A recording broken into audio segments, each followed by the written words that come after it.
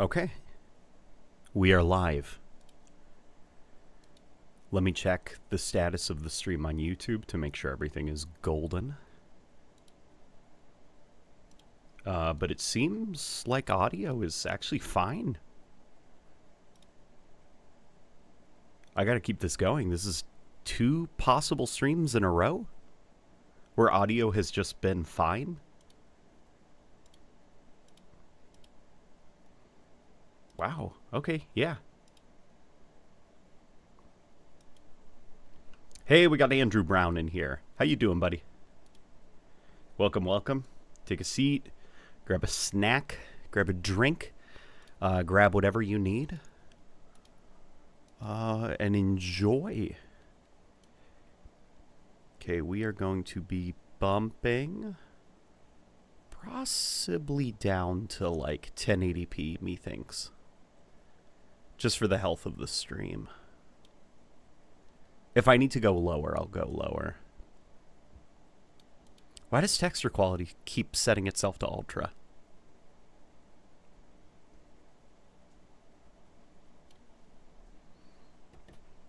Load Me a Smile says, my cheesecake was taken from me. I hope you're able to find your cheesecake, man. Because that's rough. Okay. Yeah, things are looking good. That's so weird. I don't get why texture quality keeps resetting to ultra.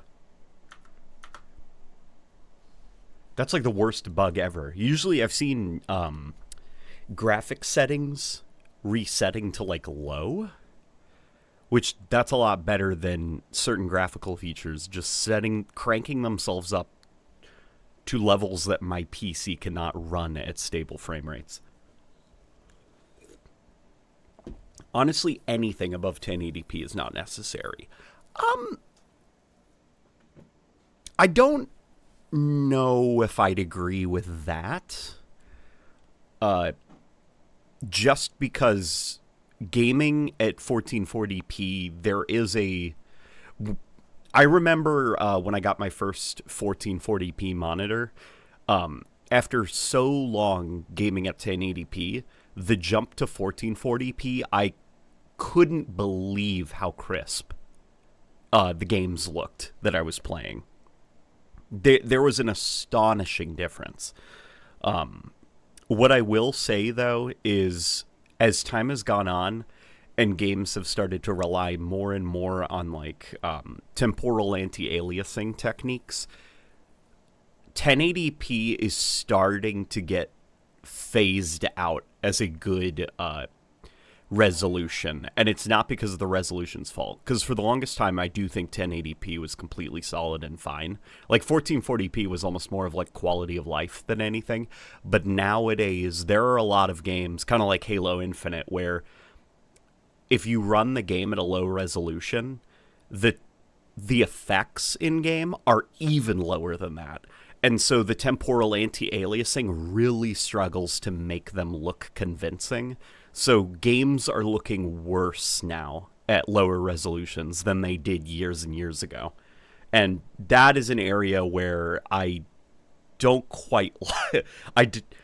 I do and I don't like this kind of like interesting, AI upscaling, different upscaling techniques, anti-aliasing technique. Like, it's all very clever technology that I really do appreciate, but that's the stuff that I don't appreciate, is how image quality just completely falls apart at lower resolutions.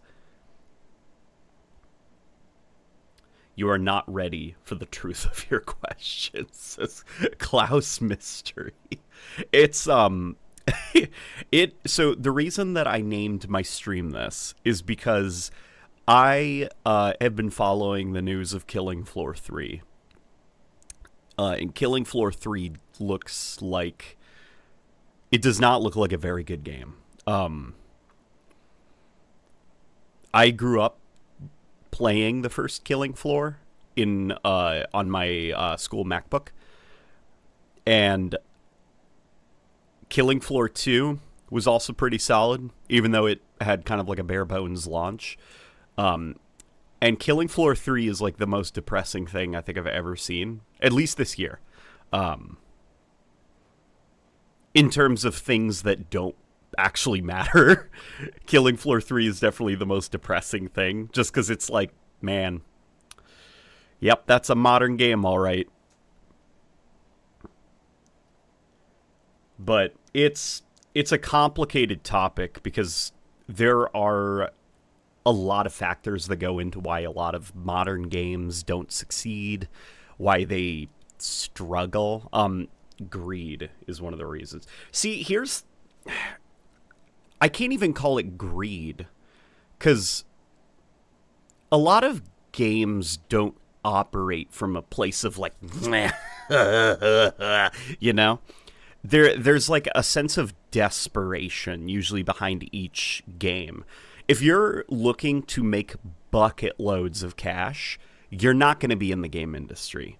The game industry is so volatile, and some of the most award-winning, groundbreaking video games are gigantic, like, commercial failures. And they're usually only considered classics, like, in hindsight. I think of stuff like System Shock 2, where that definitely was not like smashing records or anything when it released. So it's like the goal is always to break even, and then if you can get beyond that, that's even more exciting. And when you're a studio and you're about to commit to development and you have your budget, there is that pressure of like, we are so underwater right now. I really hope in 4 years' time that this is worth it, because holy crap, we're working against the budget right now. Yeah, so, you know, we got Halo Infinite here, which is also, I wouldn't say Halo Infinite is a failure. What I will say is it is probably viewed as a disappointment. Because for all of the criticisms folks have, Halo 5's reception internally at Microsoft, there were obviously, like, they understood that the coding of the game maybe was not great. The cultural response to Halo 5 was not positive, but the monetary response was like, that's all right, you know? They were pretty happy with it. And so Halo Infinite, by comparison, was a disappointment because it made less money than Halo 5 did versus the production cost. Do you mod TAA out in Halo Infinite? I'm actually playing the Game Pass build of Halo 5, or Halo Infinite, sorry, Freudian slip. The reason why is because I've heard that the Steam version takes a little bit longer to load, has some input issues in regards to aim assist for controllers and stuff like that. And I was getting, frankly, pretty sick of just how long it took to boot up, various performance, just weird, like, issues, man.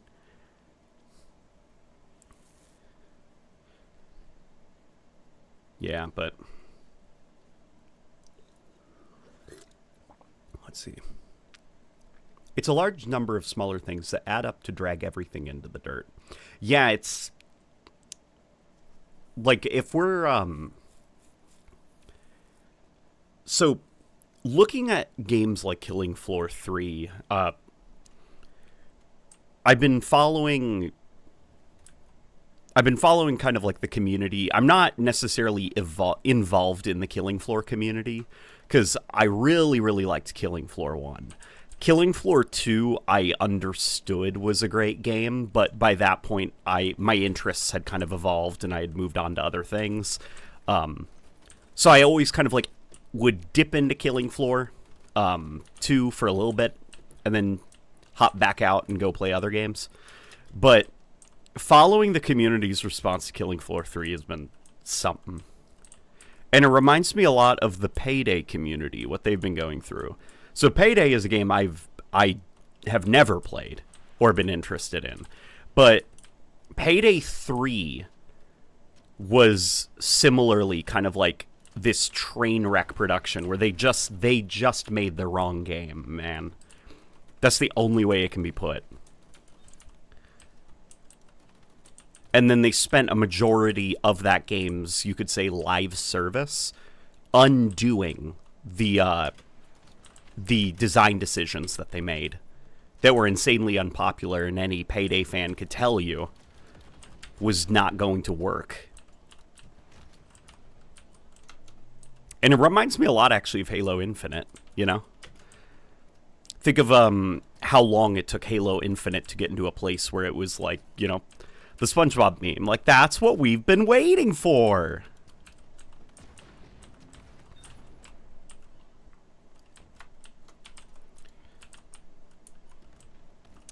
Hey, all, says Wyatt. How you doing, Wyatt? Come join the fun. The reason that we're playing Grunt Firefight is because I am trying to get to the hero rank so I can get me that Master Chief. I'm currently in, like, the final tier, so it's only a matter of time. I could probably get there if I played many, many times a day. Like, probably 25 matches per day. But unfortunately, I don't know if I have that in me. The finals just kind of fell off. Had high hopes for a dice game, but it was kind of meh. The finals is like another example of just kind of modern design trends not being compelling enough of a reason to stick around with a modern game. Because the finals, like, so I can tell you, the finals, within 10 minutes of playing it, I had had enough. Like, the animation quality is so good in the finals. The visuals look excellent in the finals.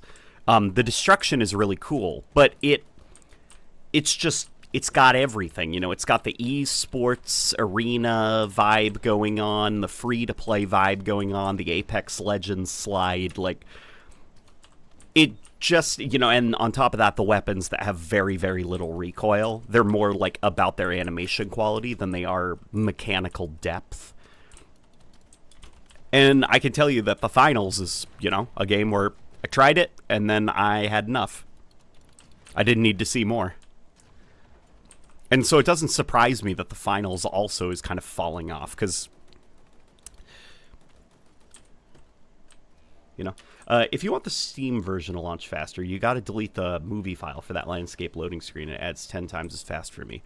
For the landscape loading screen, is that, like, when the main menu is booting up and you can see the little bar, is that landscape a loading screen? Or do you mean the boot up screen, like the 343 Industries logo?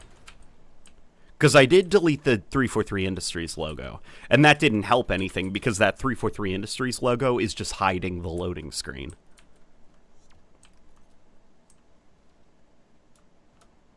The finals is actually doing just fine. Is it? Last time I checked, the Steam numbers were actually kind of alarming.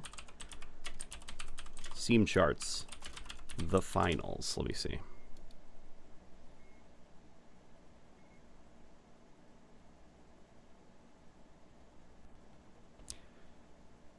It seems to be on a decline month over month.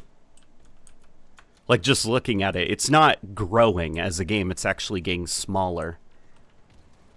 Now, I think Halo would do anything for, like, 10,000 players a day on Steam. So that is good, but as far as, like, sustaining a multiplayer game with, I'm not sure how many employees they have at Embark Studios. Is that their studio, or is that the other guys? The ones that are doing that, like, extraction shooter that also looks rough.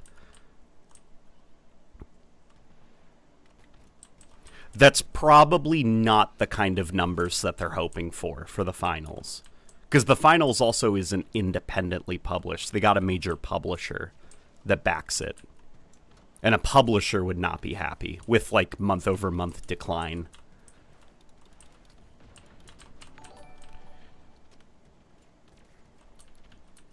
I'd love to join in, but my break doesn't start for another couple hours, though I will leave an answer to your question. Money and public trading. That's definitely true. That is definitely true. In the case of, like, Killing Floor, seeing all of the stuff, like the specialists, the sliding mechanics, the kind of, like, wacky art style and millennial style humor, a lot of that probably does come from, you know, publisher wants growth. Publisher wants this thing to be bigger. You know, it starts out as a niche franchise that kind of appeals to a hardcore base, but it's time to grow out beyond the hardcore base. And that's when, like, the trend chasing comes in.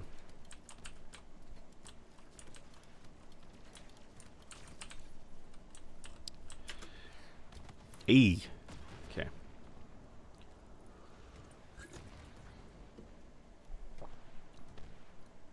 Steam charts isn't everything. Steam charts isn't everything, but Steam charts is definitely a way to measure the player base. So, if the player base is shrinking on PC, I can only assume that the same is on other platforms. You know, like, it's not going to be going in opposite directions, where it's like, sure, yeah, the PC player base is getting smaller and smaller and smaller over time. But that's just because the console player base is only growing. Like, it's not usually like that. The console player base is usually larger than the PC player base. But if there is a lack of interest on PC, or a diminishing interest on PC, then the same is happening on console as well. If you like the finals, that's fine, by the way. I'm not here to, like, you know, poop all over the finals. It's just an observation that it is losing players, which is not the kind of success that their publisher is probably looking for.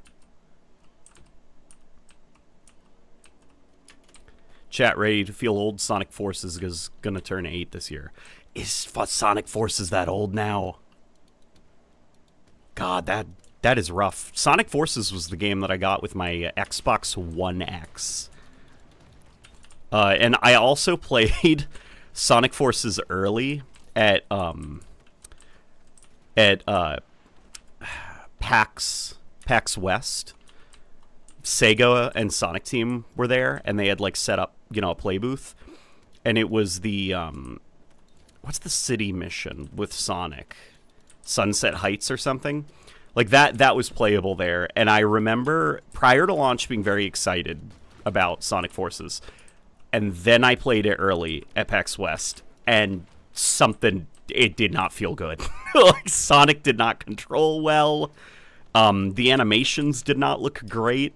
And I remember the woman running the booth was like, "What did you think of the game?" And I was like, "It's all right. I'm a little bit disappointed." And she was like, "Well, thankfully the game will have a lot more content in it." I'm sure she didn't know anything. There's less this time, I know, but life got hands-on this month. But I'm happy to support the stream. All good. Mr. Nowhere, I'm just happy to have you here, man. It's good to see you in here, buddy. Oh, boy. How you doing, Mr. Nowhere? Sonic Forces was understaffed. Yeah, Sonic Forces was, like, understaffed, probably overscoped as well. Like, I think one of the reasons that the Sonic Team games that have, like, maybe 9 levels in them, why those tend to be of way higher quality than stuff like Sonic Lost World, Sonic Forces, and that stuff. It's probably because those games are better scoped for their team.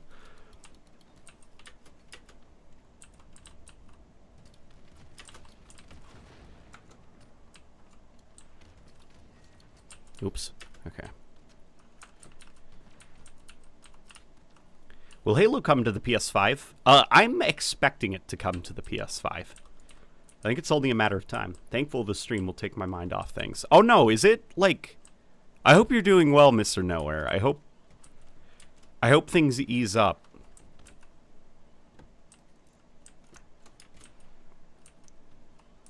Would Rebecca like Forces? She can make colorful characters? Probably. Rebecca has this insane ability to completely change my mind on things that I thought I had made up my mind about. Just because her love of things is infectious enough to where I'm like, okay, I'm being silly. This thing's fine.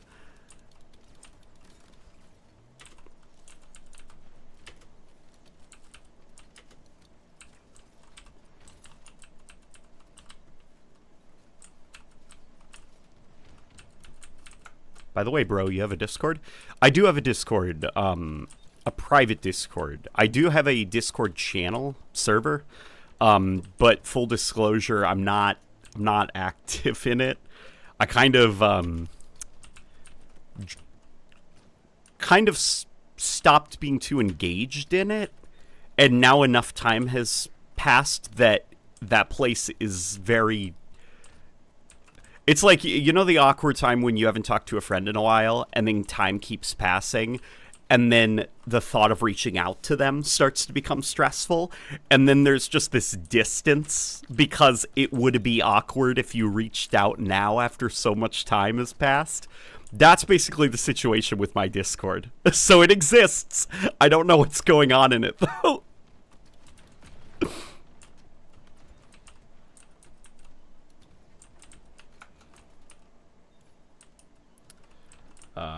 Nothing so dramatic, lol, just life happening all at once.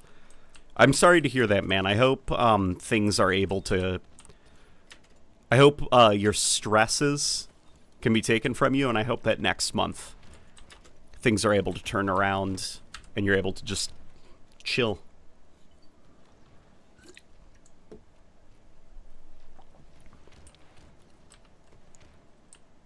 Did you know the avatar character customization for Sonic Forces inspired Whisper the Wolf? I can see that. A lot of those IDW original Sonic characters, they look like Forces avatars. It's really hard to describe. I'm thinking of like Tangle, Whisper, the platypus guy. Like they all look like they're from Sonic Forces. Ooh.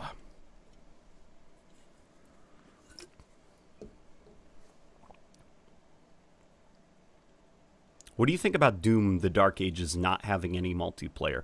I think it is for the absolute best that it does not have a multiplayer component. Doom 1's, like the Doom reboot, Doom 1's multiplayer was such a good idea until they said, and it'll have loadouts. I think what Doom 1 should have definitely done is it should have been way smaller in scope, like not kind of as ambitious with like the complicated unlock system and like all of that. They should have toned things down a little bit and just had a very, very low budget. Everybody is Doom guy. And so you're all running around these tiny little arena maps. Maybe have them be chunks of the campaign that are just put into multiplayer, and you just run around, pick up guns, blow each other up, respawn until the match is over, you know, or capture the flag, stuff that's not that serious. And then Doom Eternal, I think the multiplayer mode honestly was a waste of time. Like it was, I think about what could have been accomplished if they weren't making the multiplayer component for it.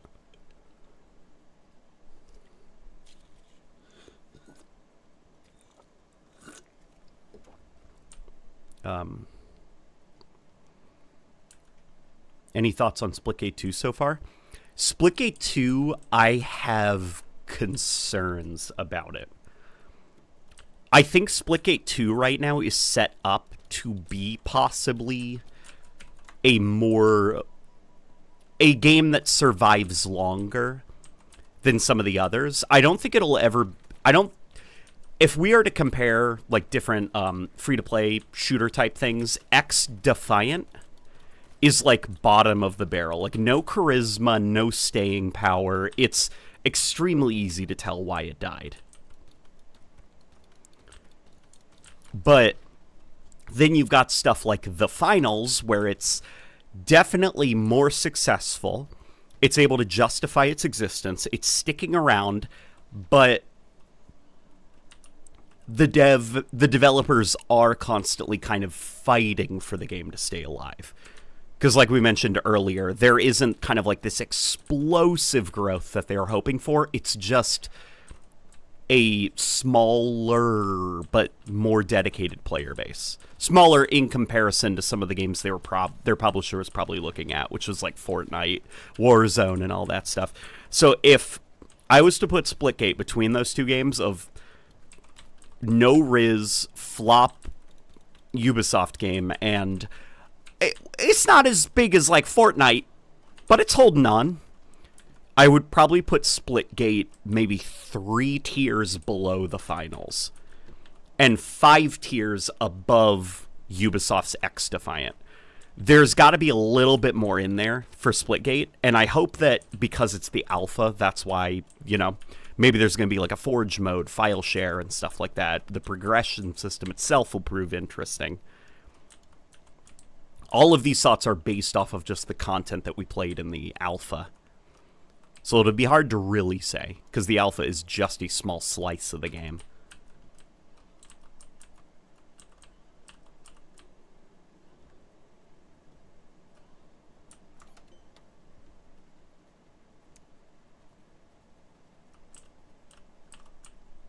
That's probably very complicated, the way that I explained it. Is The Finals doing that well? It's not doing that well, but it is doing well enough that they have like they have room to work on various aspects of the game. Like there is a player base that is sticking around. I would wager that the player base is probably so it's like 10,000 players on PC, Steam, right? I'd imagine it's probably 20,000 players on each console, like PlayStation and Xbox. On Xbox, it's probably lower, actually, let's be honest. It's probably somewhere around 7,000 on Xbox. I'm pulling these numbers out of my ass with no explanation, it's vibes, basically. There is probably less than 70,000 people playing a day concurrently across all platforms, would be my guess. Which is pretty good, but if you consider that like other multi-platform cross-play, free-to-play shooters like Warzone, Fortnite, those are pulling in probably upwards of over 1 million players a day.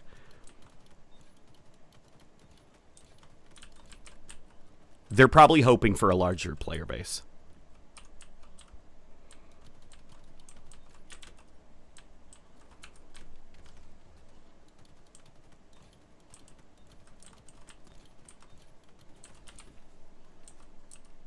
I want Halo on PS5.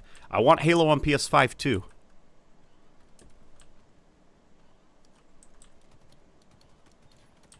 I'm really hoping for MCC to come to PS5.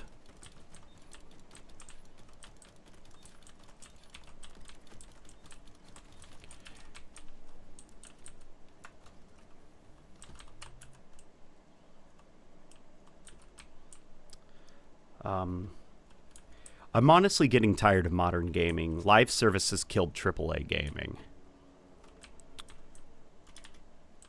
Thankfully, live service AAA multiplayer, titles, they are only a tiny part of the game industry.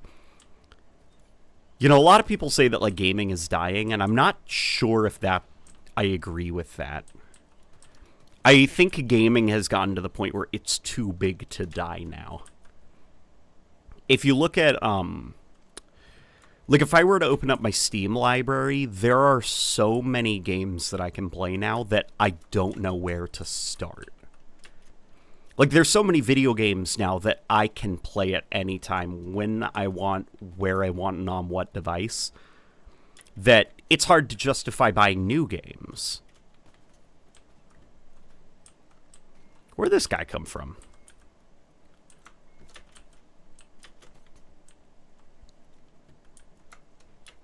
It's mostly just new releases right now that are struggling. And then it also doesn't help, that people don't exactly have a lot of spending money, and games are getting expensive. More expensive, I should say, which is hitting the wallets a lot harder.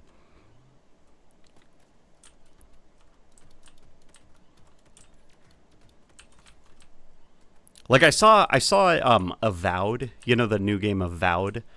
It's fine. It's okay. But it's not something that people would have wanted from a studio as prestigious as Obsidian. It just seems kind of like a fine but mediocre little RPG thing.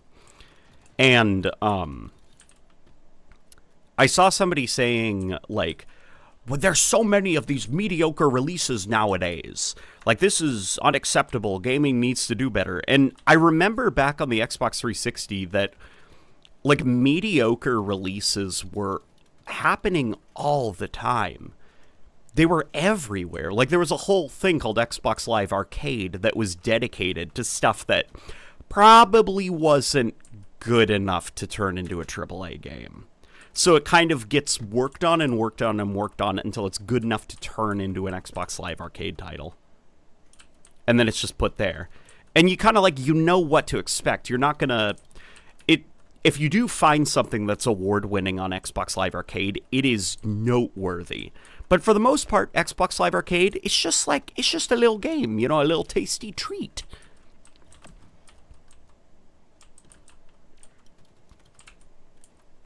And the problem is games now are so expensive to develop, and they take so much time to develop, that the mediocre games are asking for the same amount of time and money as, like, award-winning AAA games. Are you implying that Sneak King wasn't a 10 out of 10 masterpiece? Yeah, overblown budgets is definitely the number one cause of the game industry crashing. I don't think the game industry is crashing, though, is the thing. I think AAA games are struggling, but I don't think the game industry is crashing. Well, I shouldn't say AAA games, because even indie games are struggling.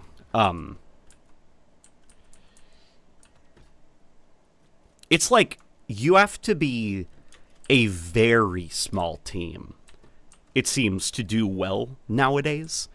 Because for larger studios, like, there's this currently a large trend that's happening that kind of basically in 2020, when the pandemic hit, everybody had all this free time, right? And so in-game spending took off. Investors started getting really involved in the game industry. Like, if you had a game idea, you could probably get it greenlit around that time, because you'd have buckets and buckets of money from investors and stuff.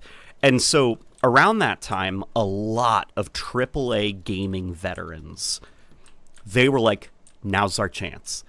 And they quit their AAA game studios that they've been working at for years so that they can form indie studios and make their dream games. But, games take a very long time to make. And so now, cut to years and years and years later, and the money faucet has kind of been shut off. Because, inflation is a thing. People have less spending money. And also, like, people have just gone back to work. Like, that growth wasn't going to be around forever. And so there's a lot of AAA game companies now that were formed by veterans that are being shut down before they even have their first release out. I think of Jar of Sparks, or whatever the fuck it was called. A lot of the Halo Infinite folk.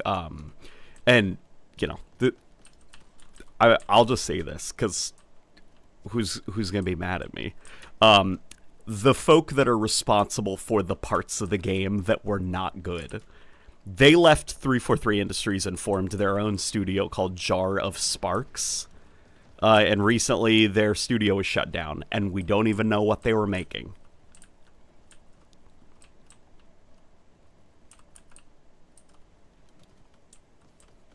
You shouldn't have to wait 7 years for a mediocre game either. Well, here's a question. What if you weren't waiting 7 years? Like Avowed, for example, I wasn't waiting for Avowed. Avowed just showed up on Game Pass one day. I didn't know it was a thing. I thought Obsidian was working on Outer Worlds too. So Avowed, to me, I was not waiting 7 years for Avowed. That game came out of nowhere. And so me looking at the gameplay of it, I'm like, oh, so it's just kind of like a it's fine, like Elder Scrolls clone. Like, okay. Yeah. I would not pay $70 for it, but I would probably not pay for it. Because I got, like, I'm at a place in my life where those kind of, like, worlds to get lost in, like, I just don't have the time, you know, for those kind of games anymore. But I could see how, like, other people would be like, yeah, I'll check out Avowed. We honestly need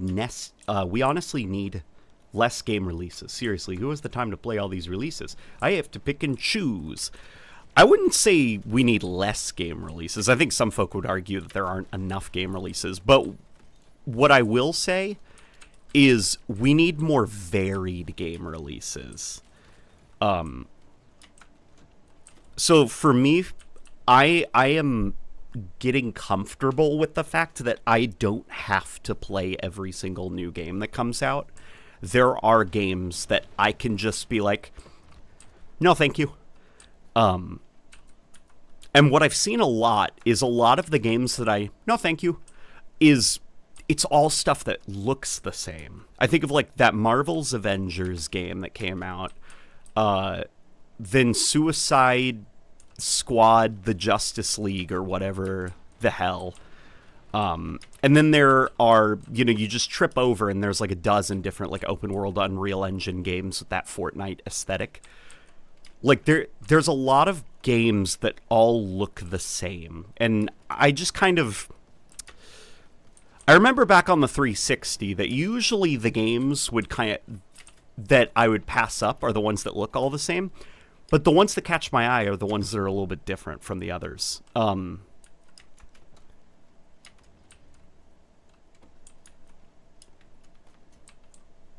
You know, here, if we're to go back to Embark Studios and the finals and stuff, something that really bummed me out about the finals is I heard it was ex-DICE developers. And I was like, oh, like, buddy, like, we got this problem in the industry now where all of these free-to-play games, they are all doing this esports of the future type thing. Like, they all look like sports arenas. They have crazy cosmetics. Ex-Battlefield developers, they're going to make a heavy-feeling, super grounded, gritty-feeling multiplayer shooter, aren't they? And then they reveal a shiny, polished esports arena of the future game that has an Apex Legends slide and feels like all the others. Like, I want more variety in the games that are coming out now. You know, Killing Floor 3, I look at the trailer, first thing I notice is they've removed all the weight from it. They've made animations more snappy and quick. They changed the way guns work so they feel more like Call of Duty or Apex Legends guns. They added a slide mechanic. Like, where's the variety, man?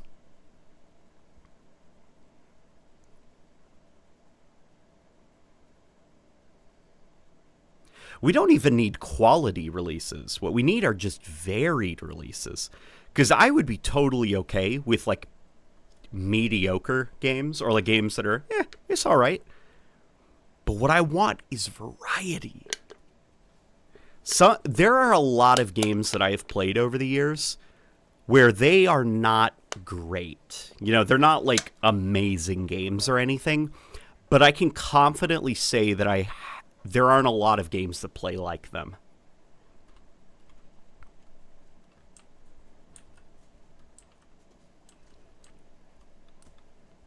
We're playing this map again, are we? Is the new mechanic the new crawling in the hallway? Is the slide mechanic the new crawling in the hallway? What's the crawling in the hallway? Was that a trend?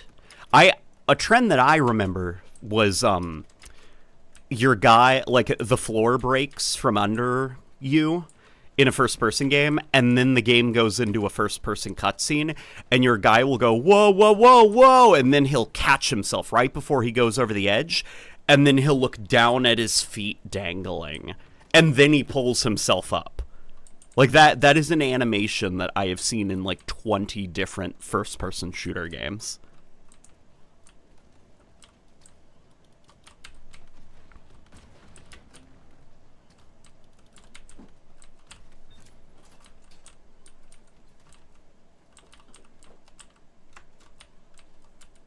When everything feels the same, there's no variety. Make something unique. It hits hard.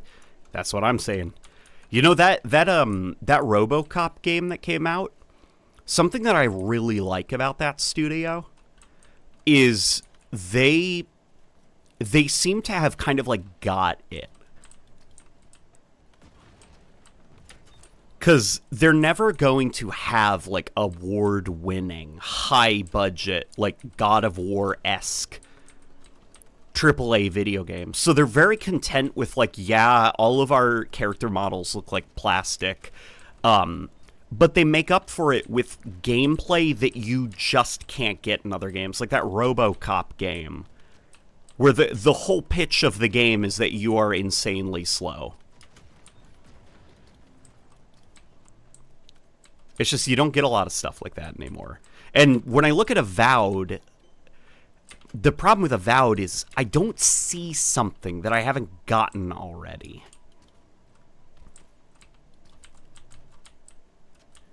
You remember that vampire game? It was called literally Vampire, but, like, vampire was spelled wrong. What was really cool about that vampire game, and the reason that stuck in my mind was not because the title was funny.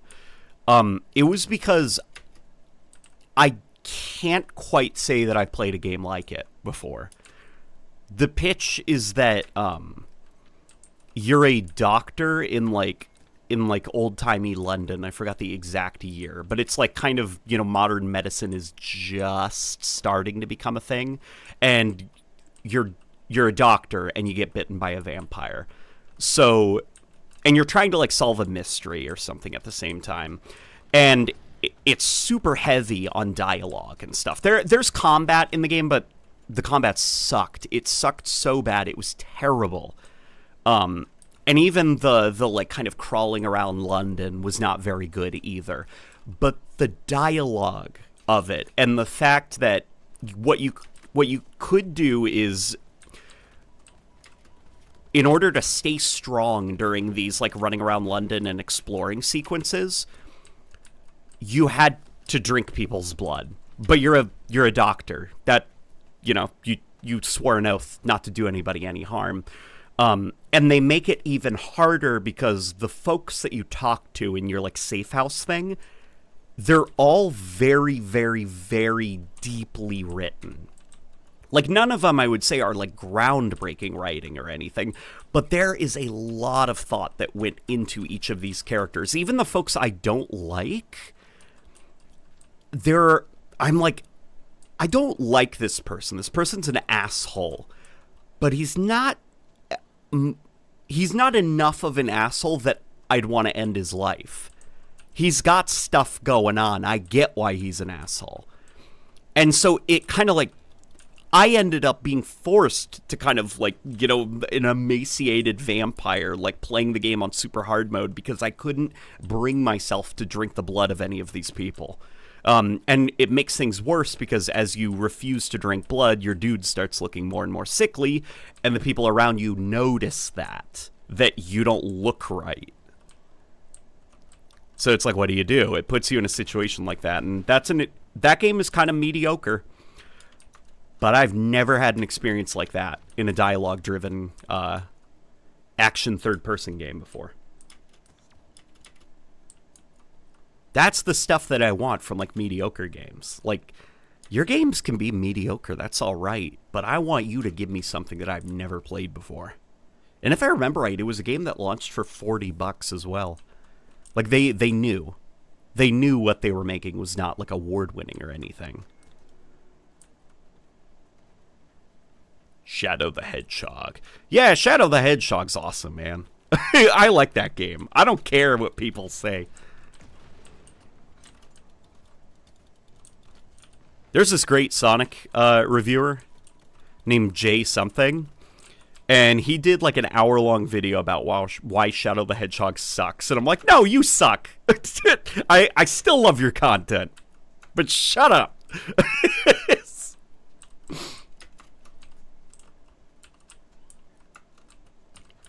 Avowed has a really awesome spellcasting system. I'll have to watch gameplay of it then, because I have heard that the gameplay loop of Avowed is something that's pretty surprisingly alright.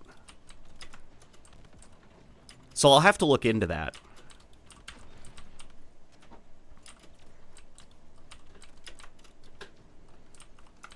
Jay Reviews, that's him.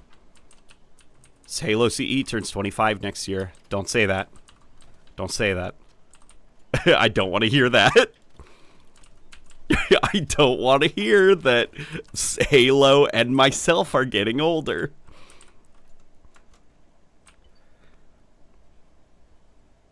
I'd still rather replay Sonic Adventure 2 than Shadow the Hedgehog any day. I'll be honest, it depends on my mood.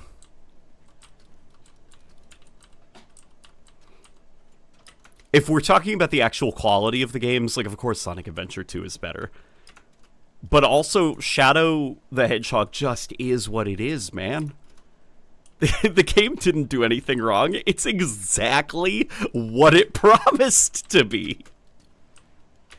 You can't... Like, Shadow the Hedgehog, the box art tells you exactly what it intends to do. And then you play the game and you're like, it didn't lie. It's exactly what it promised. You can't hate the game for that.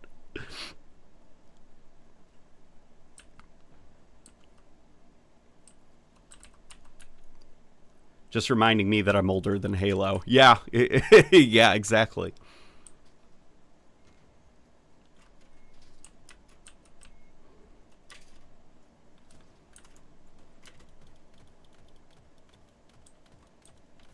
There's this game called, well,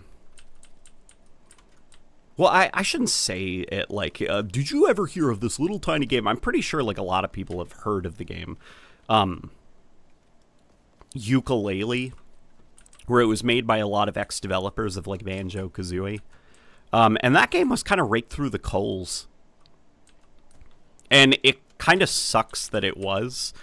Because Ukulele, the pitch of Ukulele is that it is deliberately trying to feel like a long-lost Nintendo 64 platformer game. Like, character platformer game. Where you're, like, running around the world and you have to collect, like, little things that are, like, floating in the air, and you have to collect all of them, and each level is kind of just a big place. You know, like Bomb on Battlefield. It's like one of those games. And that game it's nothing award-winning. It does feel a lot like a lost N64 game. But because it wasn't, like, award-winning, people lost their minds, and they were like, this game's trash. And then what the developers ended up doing is they took a lot of the criticisms of that game to heart, and the sequel was just kind of like a standard, like, 2D side-scrolling platformer game. And that got a lot better reviews, but I don't remember a single minute of the sequel, where I remember a lot of the kind of, like, janky but really nostalgic vibes of the first game. Hello, Eggman. Bath! I'm hearing Sonic Unleashed got decompiled. What? Okay, first, does that mean what I think it means, that it's going to be a hell of a lot easier to get it onto PC? And secondly, any progress with Sonic Unleashed is awesome. Halo 2 can drink. Yeah, Halo 2 can drink legally now, can it? I can't believe they haven't announced Halo 5 anniversary yet. Well, this year is going to be the 10-year anniversary of Halo 5, and I would wager to bet there's probably going to be some kind of celebration in Halo Infinite in the form of a playlist, because they can't get it all the way there because the thrust doesn't work exactly like Halo 5's, but the Bandit Evo functions incredibly similar to the Halo 5 Magnum. So I'd imagine they'll probably have some kind of like Halo 5 throwback playlist where it's like Bandit Evo starts, thruster packs, buffed sprint, like that kind of stuff.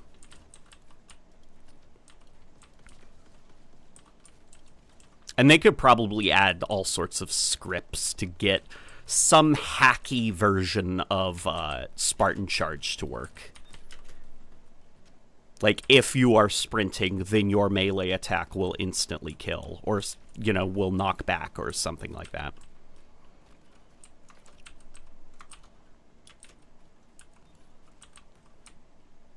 Why is the whole armor covered in a visible shield?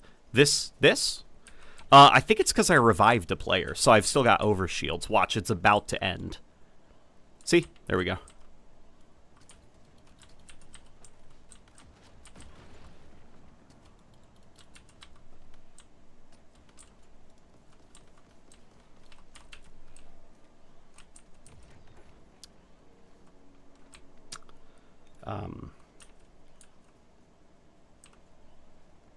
Do you think the next Halo will have free-to-play aspects like Halo Infinite? Hard to say. It's really hard to say because the next group of developers, it'll be a very different creative team. Because, you know, they gutted the studio from the inside out following Halo Infinite. A lot of veterans left or were fired. And the whole campaign team has pretty much been dismantled. Animators, gone. Sound designers, gone. They're going to be rehiring from the ground up. There are still going to be certain folk in leadership positions that were there before, but the actual creative teams that are going to assemble the games, they're going to be very different. Hard to say. I think what's going on right now is that the problem with free-to-play games is they are high risk, but high reward. And so the possibility of the reward is enough to give developers the courage to just give it a try. And the problem is, for the most time, it's not working for a lot of these games. Like Ubisoft... God, how many live service free-to-play titles has Ubisoft closed down? There was that, like, Hyperscape trash. Tom Clancy's XD. They shut down.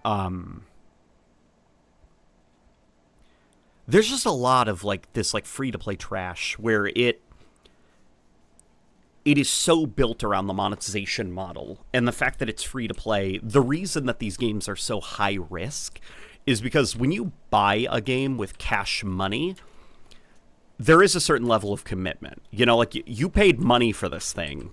You don't want to feel like you just wasted your money. You know, you're going to play it. You're going to stick around. Where if it's free to play, there's no commitment from you, man. If the game's trash, just uninstall it and never come back.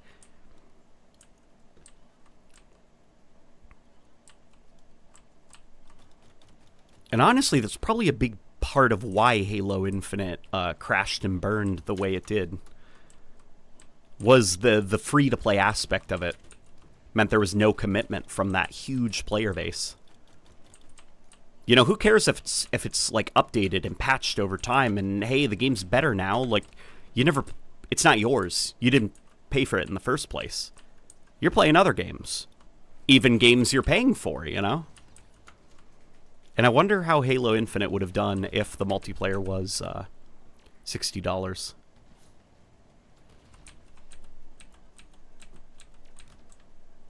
Get your fuel rod gun, buddy.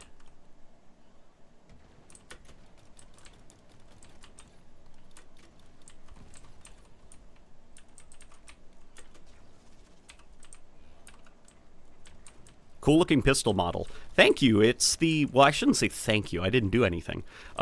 It's the ODST pistol model. I had some free points saved up, combined with a little bit of cash. So my policy for the microtransactions in Halo Infinite is I am a sucker for nostalgia. I'm okay with things that are nostalgic. I probably would not pay for stuff that I've never seen before. Like if it's like, yo, it's like a brute sniper rifle or something. I've never seen a brute sniper rifle, so probably not. But if it's like the ODST pistol, I like that. And if I really, really like it, then yeah, sure. I guess I'll get it.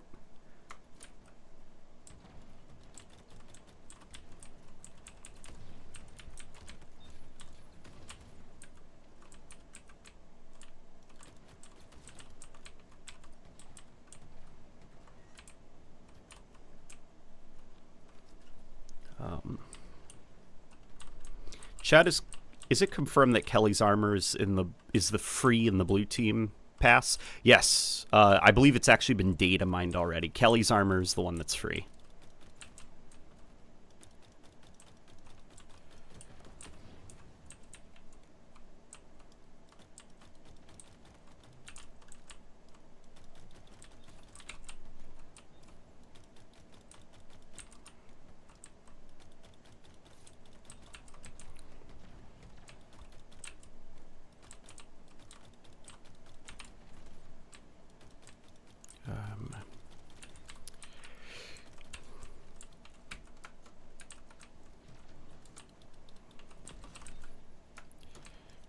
I need to get something that's better for mopping up grunts.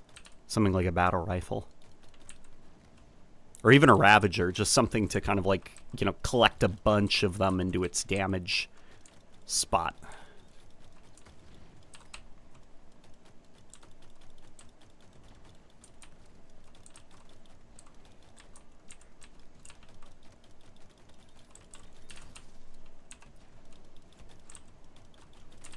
Oh boy. Sorry, I'm in the zone right now, guys. Okay. Let's get him up. Okay. Okay, I think the last grunt is like stuck, but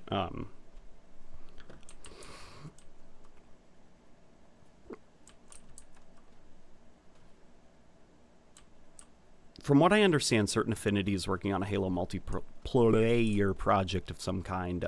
What that will actually entail is up in the air. They are they? So they're still working on something Halo related. That's good. I wonder what they could be doing. The reason that you asked, like, what do you think is going to happen with the next multiplayer game? And I just don't know. Like, that's how I'm feeling, just because things seem so volatile right now. Like, it doesn't even seem like there is a serious trend right now in the game industry. Like, things have been kind of stuck around this, the usuals. Like, Fortnite and Warzone, they're it. And then you've kind of, you know, you got your, community games, kind of like Roblox and stuff, Minecraft, that are always going to kind of exist in their own bubble. But as far as, like, you know, the big action games that are kind of attracting lots and lots of players, I could not tell you what the current trend is.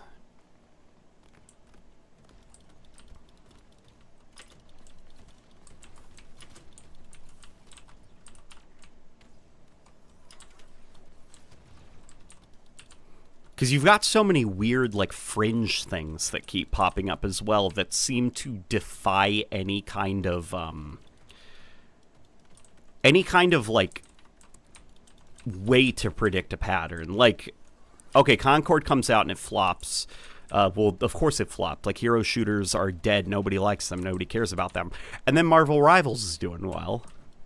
So, okay, that throws that theory out the window.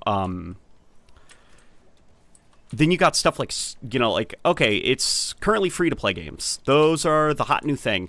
Helldivers and Space Marine 2 are doing fine.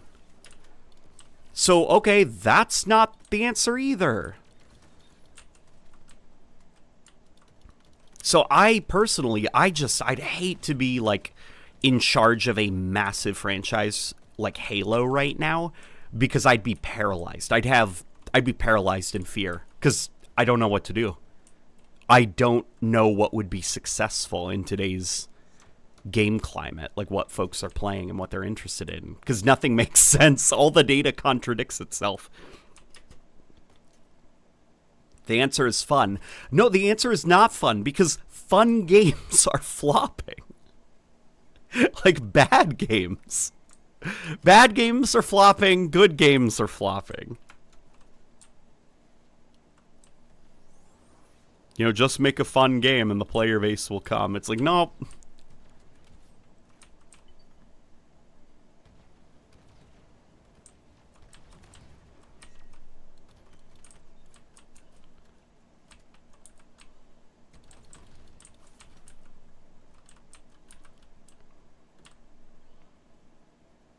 People are a lot more critical of games now. They cost more, and there are more of them.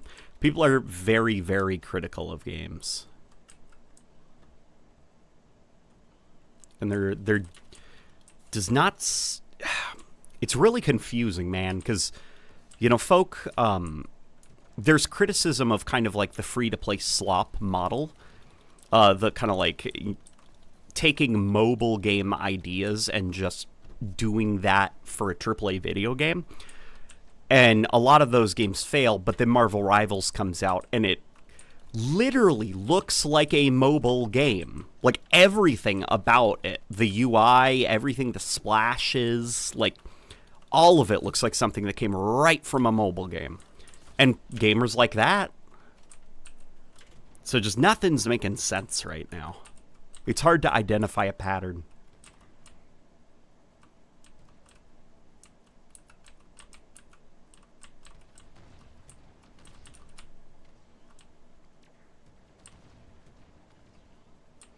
Halo devs should take a hit from the Covenant bong and then find their inner selves, then apply that to Halo.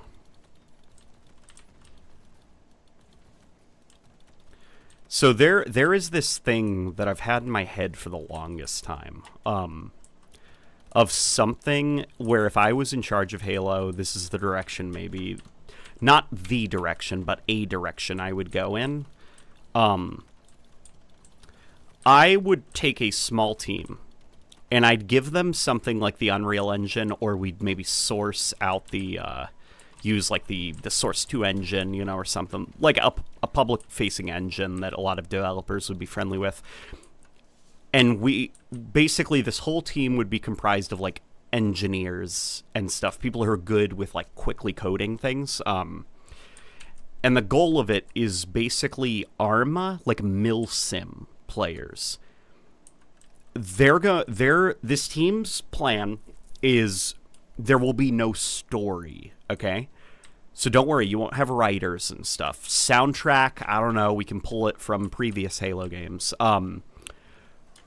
The goal is for them to create an incredibly complex milsim game, which is Insurrectionists versus UNSC, and keep the budget low. Don't worry about the animation quality or anything. Don't even worry about the graphics. Like, people like Arma, and that game looks like ass. Make a very in-depth milsim game, and then release it and have community creation tools. And it's only for PC. And release it on Steam.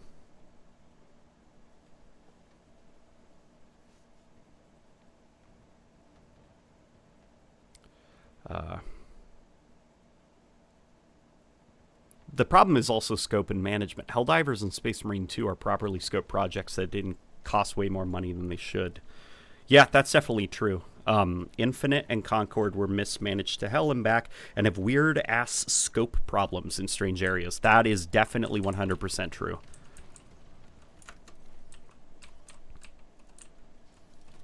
Yeah, they're like, okay, there's this, there are aspects of, like, AAA gaming that don't make a lot of sense to me. I've heard of, like, so, okay, as an example, DICE, like the Battlefield developers, they, at their game studio, wherever that's located, Stockholm, Sweden, is that where they're located? They have a studio theater, like a studio movie theater. That makes no sense to me. There are some studios, like I think, was it Treyarch? Treyarch has an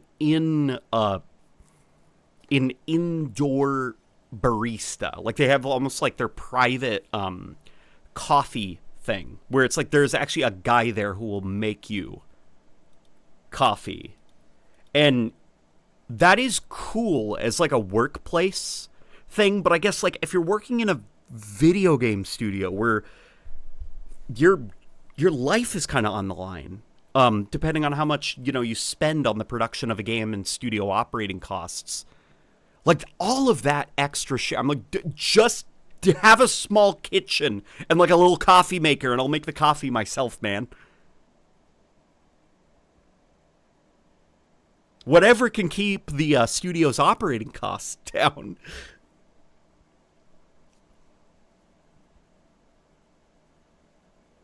Valve has their own restaurant in their office. See, Valve is very different, though, because Valve is, they run Steam, and they're not publicly traded.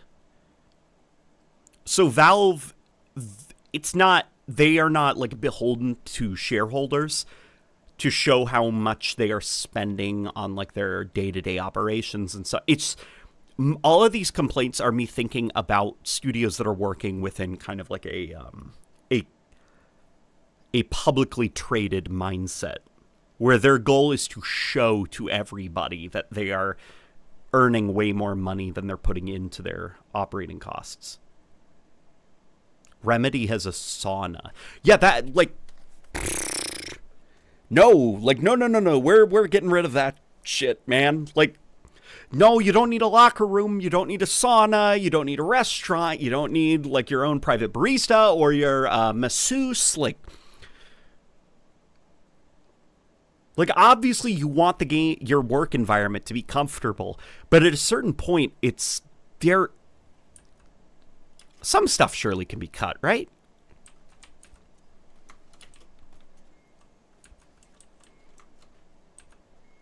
That way, it's not like, for some reason, our game cost $500 million to create.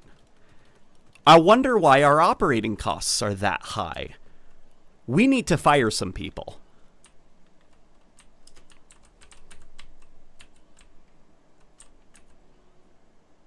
Like, maybe try turning off, like, the bathroom lights when you leave. You know, like, think of, like, ways that you can save money. I don't know. That's just me.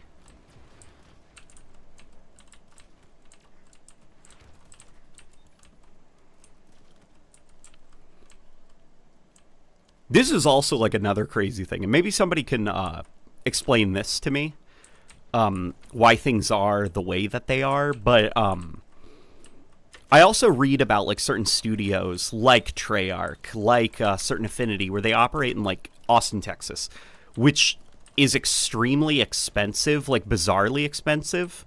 Like, you wouldn't want to operate in Austin, Texas, if you're in like a volatile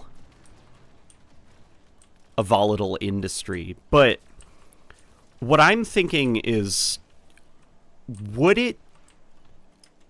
would happen if you like set up your studio in a really cheap place?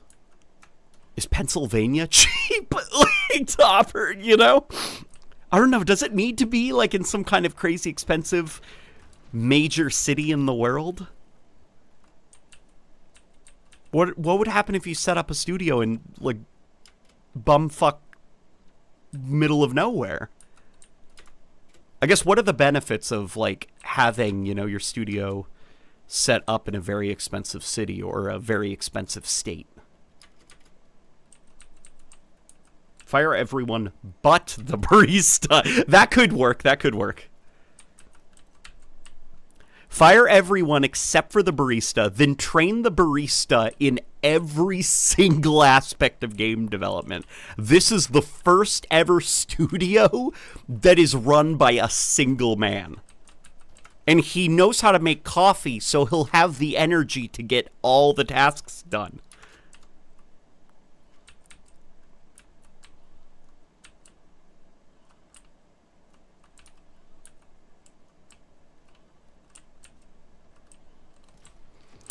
Might cut you off of the dev talent pool in the big hubs. Gotcha. Is that why? Is that why? It's like, for lack of a better term, better hunting ground. To have your studio set up in very, like, prosperous cities and states. Or maybe in the case of Texas, not prosperous, but, you know, big, large. Where there's a lot of fish in those seas, you know? Plenty of talent to kind of find and scoop up.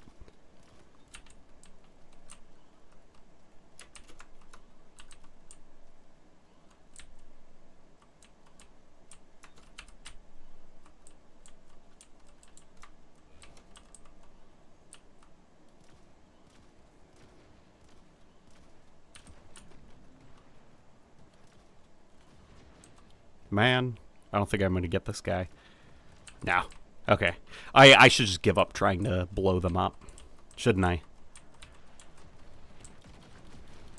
It's not going to stop me from trying. My sister's rent was like $1,000 for an apartment there. I loved Austin. I feel like we got to visit Austin at some point. I don't know about now, though. I'd just be worried about, like, Texas and stuff, because it seems like quality of life is getting worse and worse there as time goes on.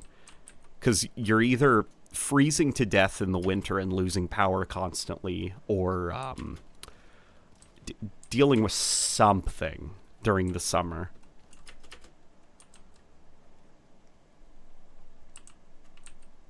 I don't know.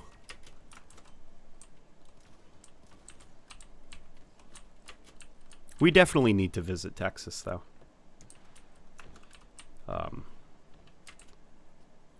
Oh, they patched the anti-cheat on MCC, apparently. That's pretty good. Updating the anti-cheat measures is always good. I'll celebrate that. No one would want to move to the scary red areas. Yeah. Yeah, that's the stuff that would make me feel kind of like, might be dangerous to go to places like that for right now. Well, and on top of that, I think flying to a different place is a big no right now. I didn't used to have a fear of flying. Now I do.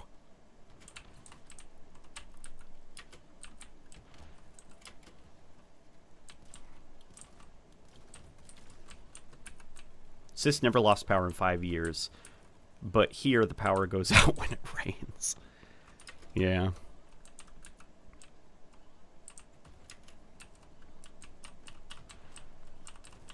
Can you blow the ships up? You can. You can blow up the drop ships, and on top of that, if you blow them up, if you're the one that does it, you get a big fat 100-point bonus.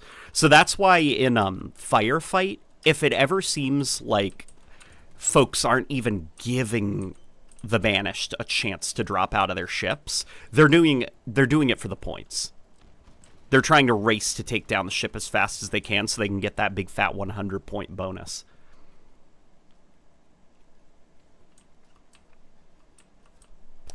Oh. Yeah, that's definitely true, honey.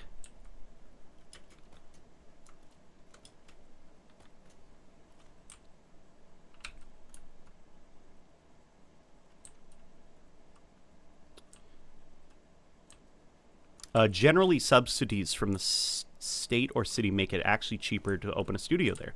That's why Montreal has so many studios. Really? Is that why? But usually a lot of studios get closed down when they're set up in Montreal. Is it like the subsidies make it seem like a good idea, but then if the studio fails to actually, develop.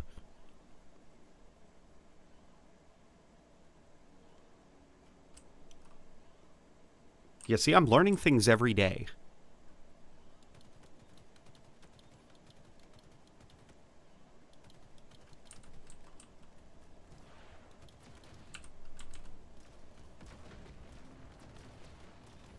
Damn it. Yeah, see, I'm not... They're killing it too fast. I can't even get an assist.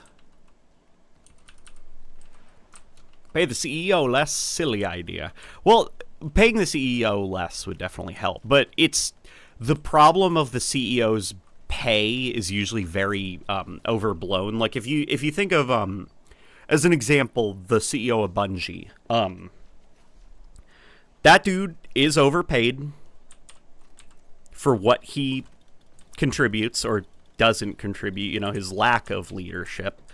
But the thing about the CEO of Bungie is a lot of, like, his, the money is actually all tied up in stuff like stocks. It's not, like, if he were to take a pay cut, it would not magically be able to let everyone keep their jobs, because the studio is losing more money than just a pay cut to the CEO would be able to offset. But still, the CEO of Bungie is a dude who probably does not need to be earning the amount of money he gets.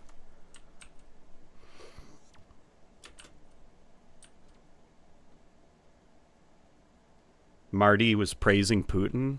Yeah, that sounds like him. He is a piece of shit.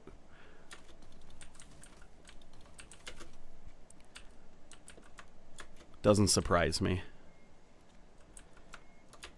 He belongs in a home? Yeah. Yeah.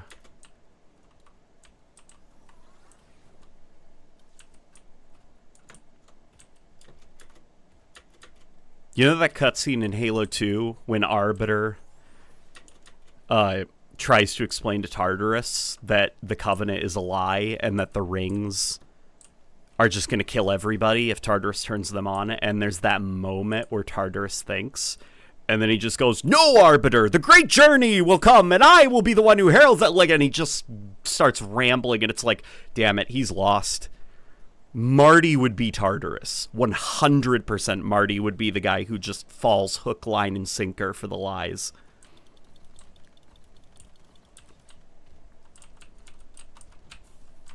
Isn't Pete Parsons kind of a jackass? I haven't heard that he's a jackass. Pete Parsons, he seems though like a hollow man, if that makes sense. Like, he like smiles, talks about how much he wants to embrace positive change, better work cultures, and will do very surface level things to make a warm, inviting atmosphere for everybody. But he won't actually do the hard work to make things better. Things will stay mostly the same, and he'll pat himself on the back.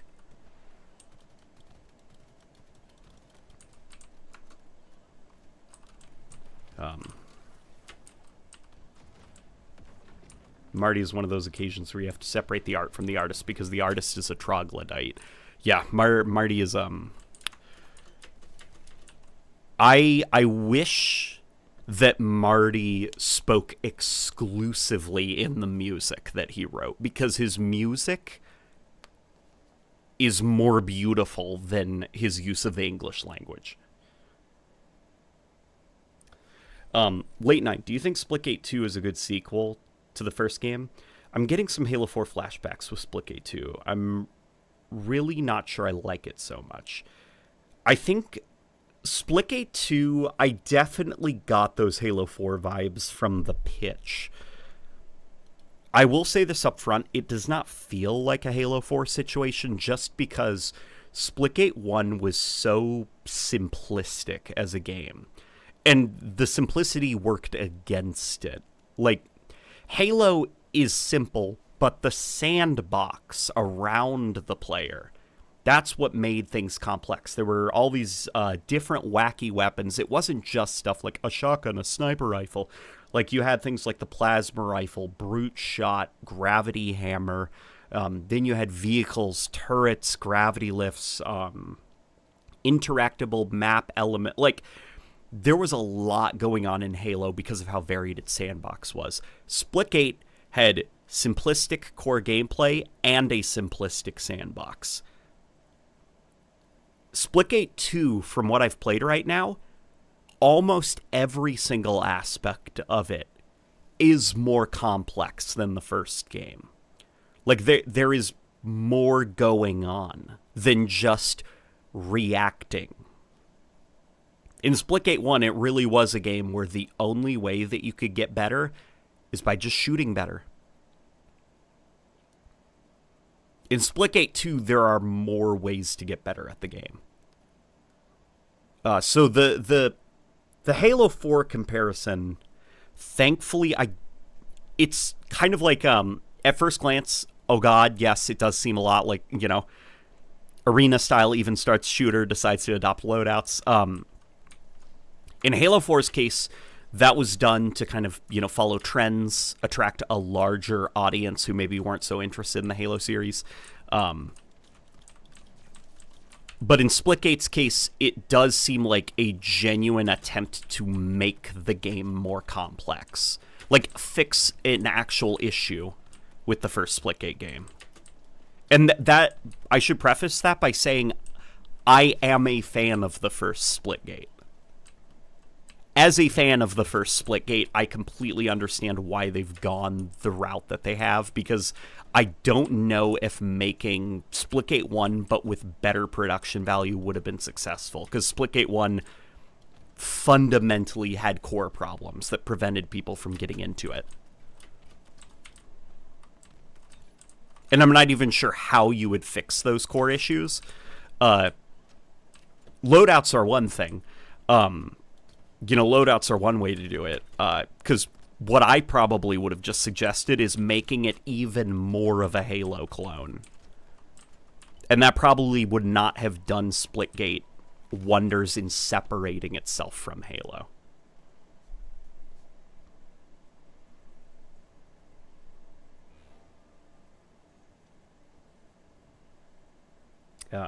How's the hero grind? It is going. Can't remember the rank that I am. My profile bugged out. My in-game UI bugged out, and so now it doesn't even display the rank correctly. The only time where I can see the rank correctly is in the post-Carnage report screen.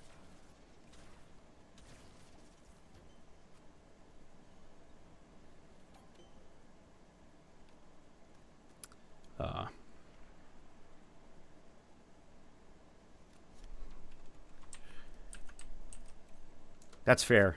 Very fair. Maybe I'll keep trying and see what I think of it. Yeah, there is something there, I think, in Splitgate 2. Here's the difference between Splitgate 2 and Halo 4 is that Splitgate 2 is wearing its influences on its sleeve. When I got a chance to talk to Ian, first name Ian, last name Splitgate. Ian Splitgate, owner of the studio that makes Splitgate. He was extremely upfront about being super inspired by the progression system in the Xbox 360 era Call of Duty games. Whereas with Halo 4, if you remember, there was a lot of almost like Frank O'Connor gaslighting himself into thinking that they were inspired by other things. Like, Frank O'Connor pre-released Halo 4, he made this weird comment where he was like, no, we weren't thinking of Call of Duty when we designed it. We were actually thinking of this weird, obscure indie game. And it's like, no, you weren't, dude. In Splitgate's case, the developer said that with Splitgate 1, he was fresh out of college, never made a game before, really liked Halo, really liked Portal 2, and was just kind of like cluelessly, what if I make them both one game? And for Splitgate 2, he wanted to make the game more accessible to people and have depth to it. And he was like, how about instead of just putting Halo and Portal into a blender, I put all of my favorite games from the Xbox 360 into a blender. So you've got not just Halo, but you've also got like Call of Duty 4 Modern Warfare thrown in there as well in the progression system. Like, that's part of why the progression system is so kind of like, you think of like the Warzone era of Call of Duty and how there are 500 different versions of a suppressor. And then you look at Splitgate and it's like, there's just one type of extended mag.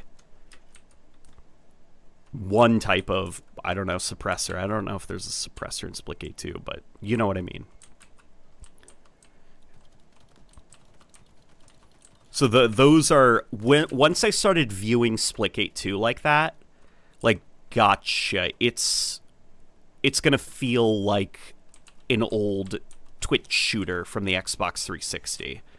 Like, probably something that it would have released around the time of Black Ops and Halo Reach. If you think of it like that, like, think of the time frame of Black Ops and Halo Reach, Splitgate 2 probably would have launched also alongside those and competed against them.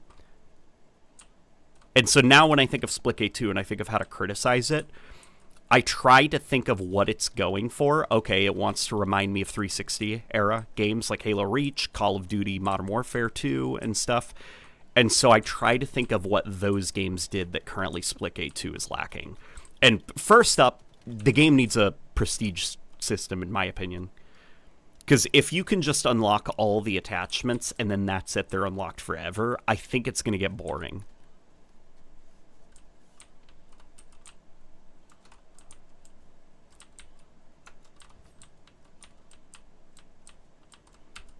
Is Firefight the most efficient way to grind the hero rank? It is. Specifically Gruntpocalypse. Because if you are good at Gruntpocalypse, the Fiesta variant, because you'll have infinite ammo, you can usually walk away with over 5,000 points per match. Especially on maps that have drop ships. Because every single drop ship you kill is a hefty 100 points. So if you can destroy maybe 3-4 drop ships per wave, you've got an extra 1,000 on top of the points that you made during the match. Like one time I finished a Gruntpocalypse Fiesta match with like 7,000 points. Because I was popping drop ships as well as staying on the hill and killing grunts around me.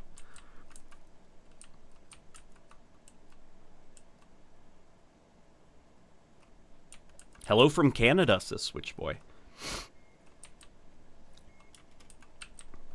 I think the loadouts could work as long as they don't overshadow the power weapons, but the hero abilities I'm not a fan of, definitely. Kind of cheapens the gunfights. Yeah, I can see that.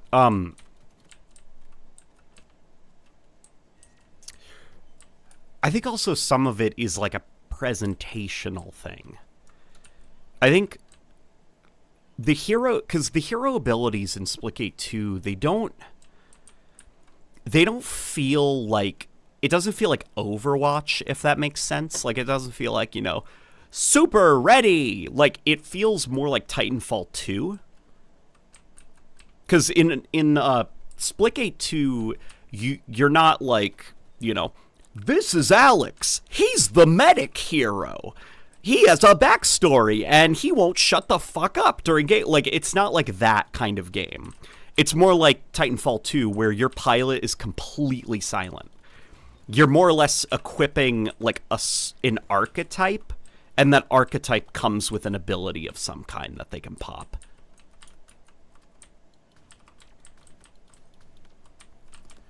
And so far, the only one that I feel like has a dramatic effect on combat is the one that can see through walls.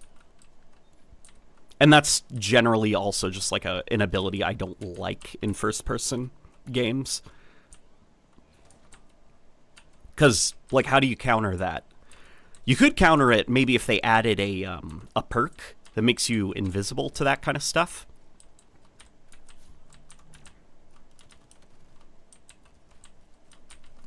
Oh boy.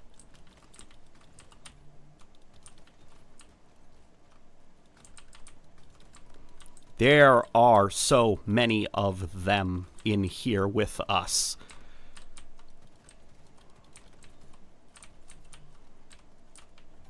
Okay.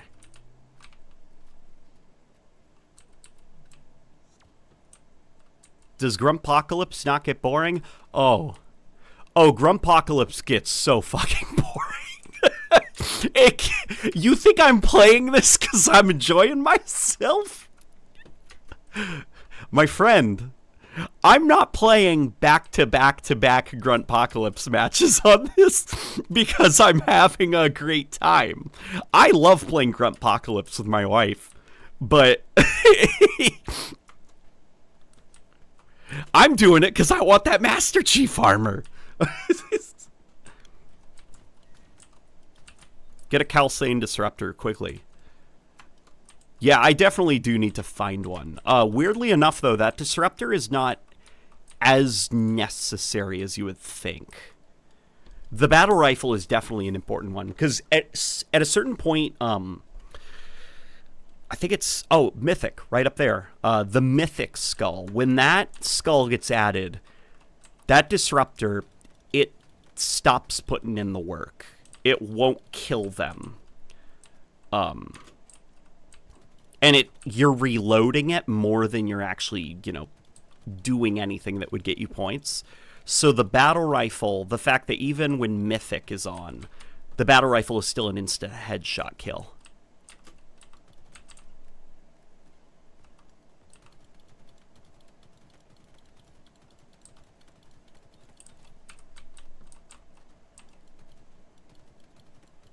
Yeah, the best way to survive the hero rank grind in Halo Infinite, running back-to-back-to-back-to-back Fiesta Gruntpocalypse matches, is podcast, music, background YouTube video, mute the TV.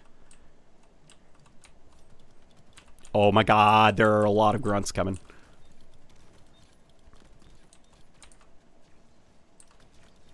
There used to be an XP bonus applied when you played on higher difficulties, but 343 Industries removed that XP bonus, and I don't think it was intentional. I think it was a limitation of the UI.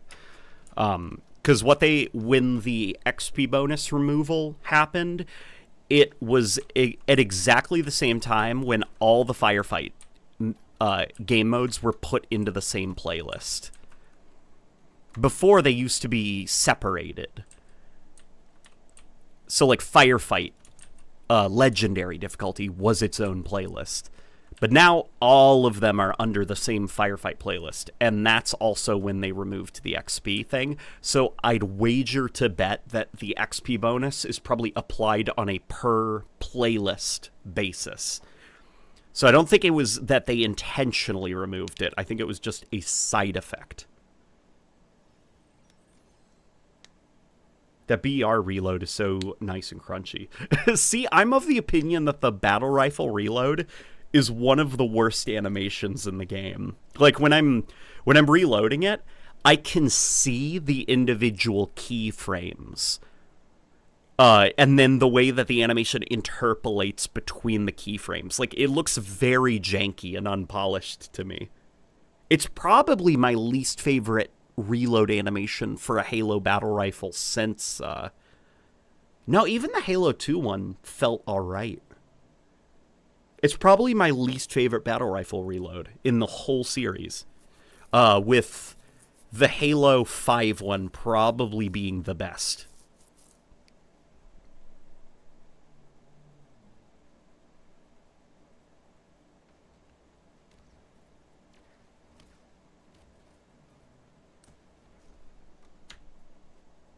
I'm leaving this match. Sorry, guys. That one's already in progress, and they've already captured 2 hills.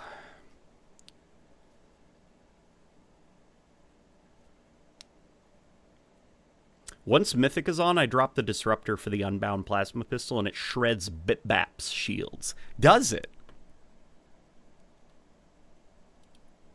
Interesting. I'm going to try that.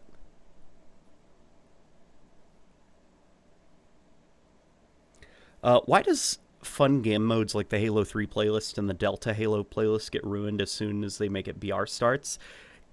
It's because the Halo Infinite BR is too easy to use, man. It shreds.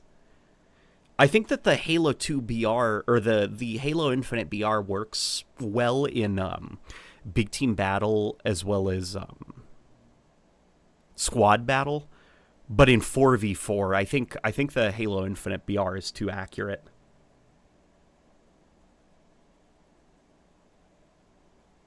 I hit hero rank in October and been on a long hiatus from Infinite. Hopefully when the new shotgun comes out, I'll play it again. I hope so too.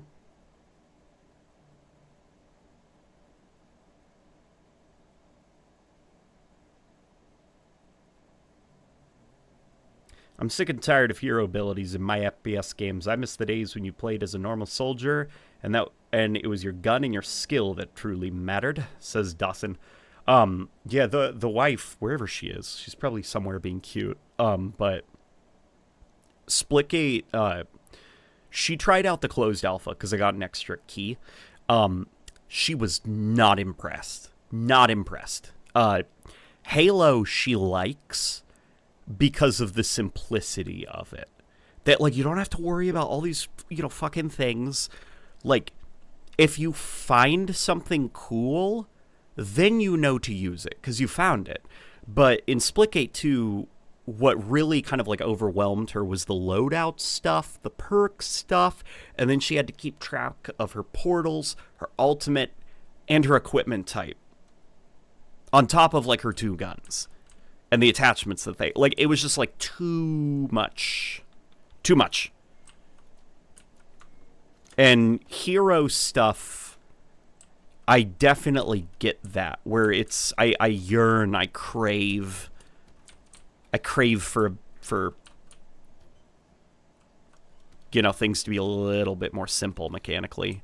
Not I shouldn't say simple mechanically. I guess I crave a shooter where depth comes from the map and the sandbox of weapons that you can play around with. Not, when is the best time to pop your ultimate.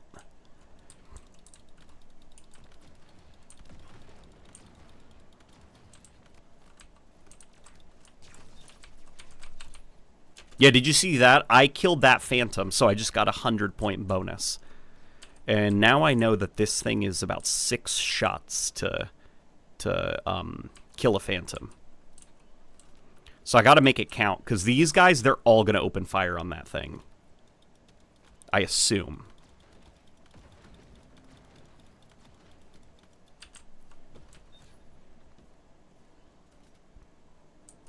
So it's like a race to kill the Phantom before everyone else. There she is.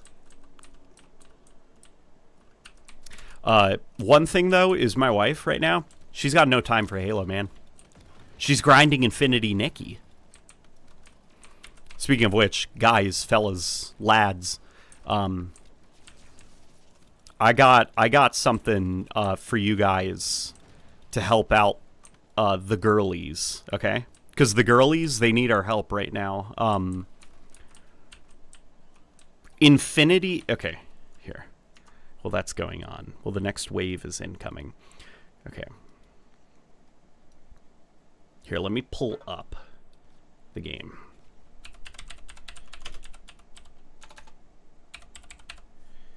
There it is. Hang on. Okay, guys. This game is the ultimate girly game, okay? It's like Breath of the Wild, but instead of, like, swords and, like, fighting, it's, like, dresses and cute little characters. It's And on top of that, it has good graphics. For the longest time, the girlies have had to deal with, like, you know, the DS games where, you know, not the most effort has been put into them. Infinity Nikki is the first ever massive, like, bigger budget game for girlies. Like, it's made for girlies. You know the attention to detail that us guys have, where we know that a Spartan armor looks good because there's like scuff, there's scratches, there's mud. For the girlies, they know that Infinity Nikki is good because so much detail has gone into like the lace of the dresses or the sparkles. This game means a lot to the girlies. And if you're a king and you want to treat, you know, your queen right, if you want the girlies to have fun games too, they're trying to get Infinity Nikki on Steam to 50,000 wish lists. It doesn't matter if you don't actually play the game. If you can help them get there to 50,000 wish lists so that they can get their in-game items that the developers has said that they'll give them if they can reach that number, like, you guys rock. So, wishlist Infinity Nikki, even if you don't mean to play it, help the girlies get the game to 50,000. I've done my part. Bring back Nintendogs. That's what I'm saying.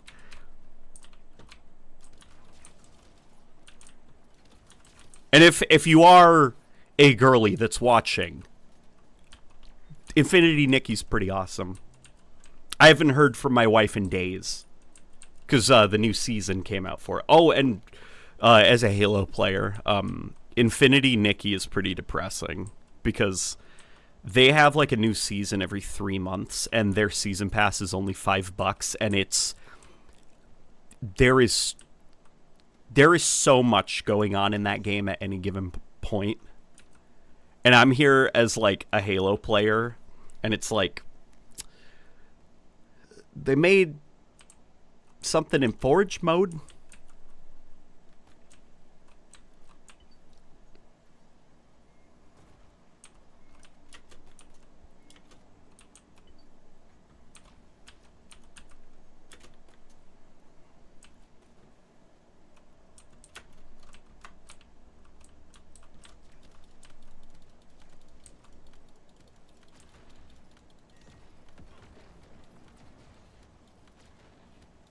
Why isn't it blowing up?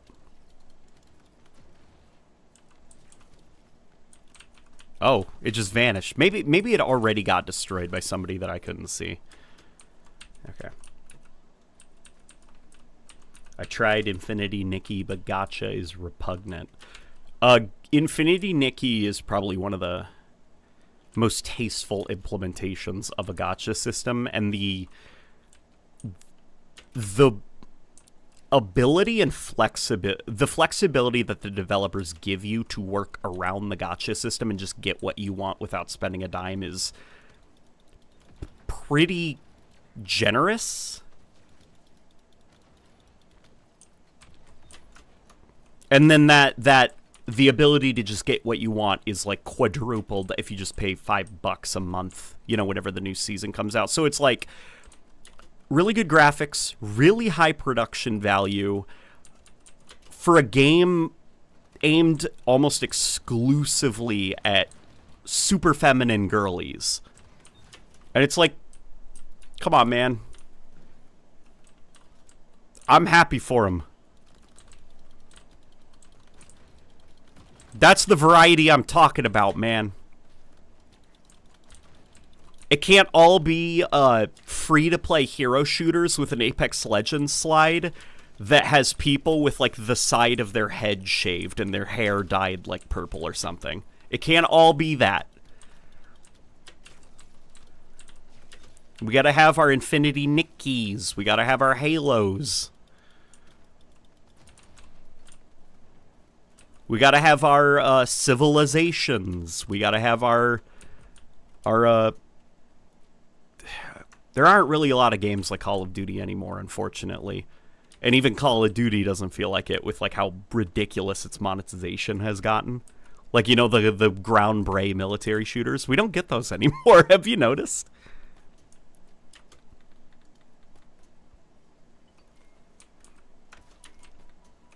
Oh, man.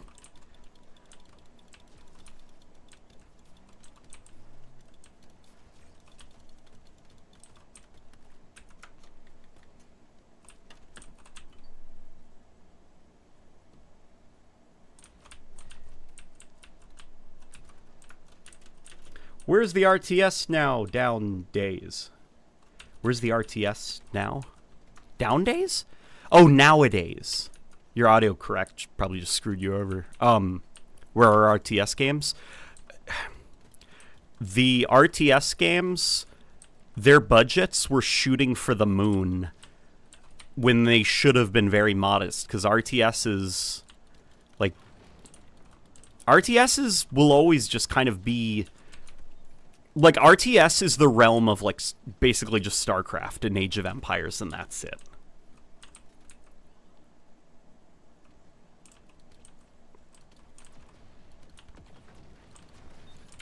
Damn it! A guy has a fuel rod gun. I'm never gonna kill another Phantom.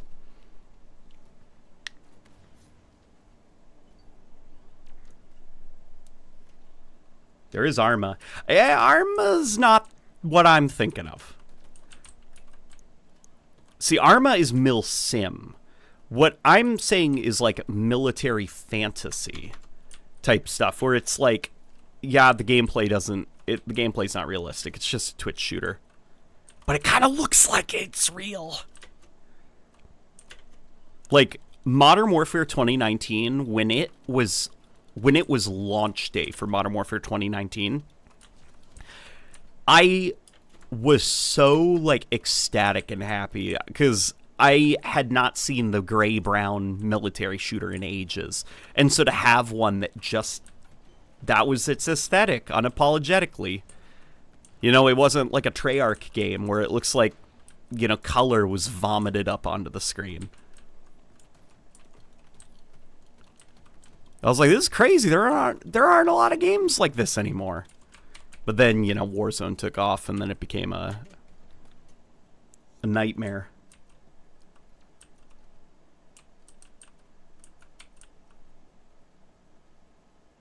They should bring back Empire at War. Empire at War was pretty cool, wasn't it?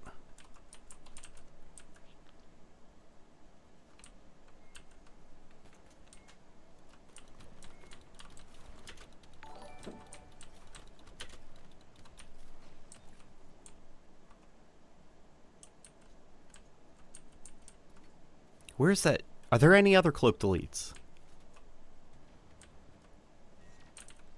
Okay, I don't think so.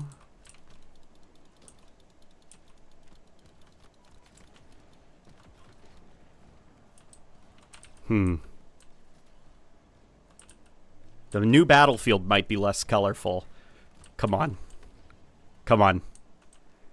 How long until we're going to see a neon animated skin in the new Battlefield? That new Battlefield teaser looked pretty cool. But have you taken a look at Battlefield 2042?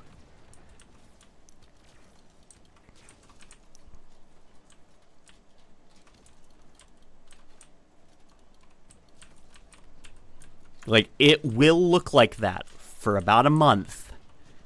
And then when Season 1 starts, there will be a soldier in the Battle Pass that has a skull for, like, a mask. Like a 3D printed skull mask.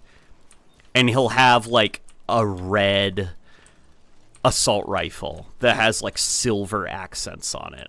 And then Season 2, there will be somebody with glowing goggles, you know, or so. And by the end of it, you'll be getting guns that have electrical effects all over them. And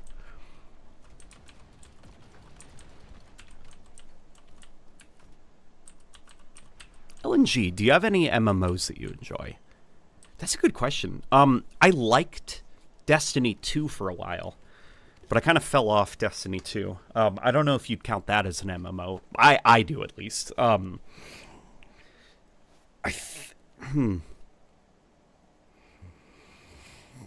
really fucked with Club Penguin.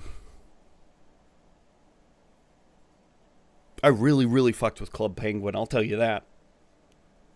Nobody could pretend to be a waiter at the little, like, diner in Club Penguin like I could.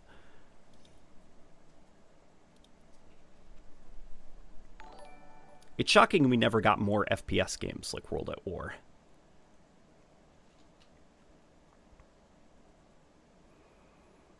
Do you mean like as a Twitch shooter? Like a Twitch shooter set in the Second World War?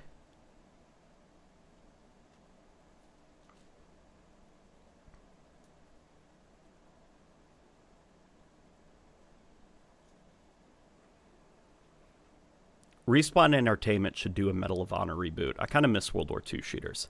There was a Medal of Honor World War II game that released a couple of years ago. It was a VR exclusive, and it was the first game Respawn made that got bad reviews. And that was the last time we saw Medal of Honor. Pirates Online was big. After playing World of Warcraft half my life, and I've been playing classic private servers for a year now, Destiny 2 just isn't it.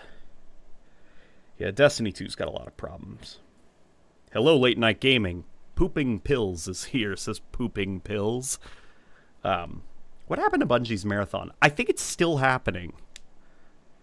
Allegedly, we should be getting something this summer for Destiny 2. Or, not Destiny 2, Marathon. Oof, excuse me. Marathon's a game, though, that I don't have a lot of faith in. I think Bungie churned and burned too many of their veteran talents, and a lot of the folk that are still at Bungie, I've not been impressed with the quality of Destiny 2 since Forsaken. And so I'm not really enthusiastic about Marathon. Writing or the writing, the soundtrack, gameplay loop, all of that.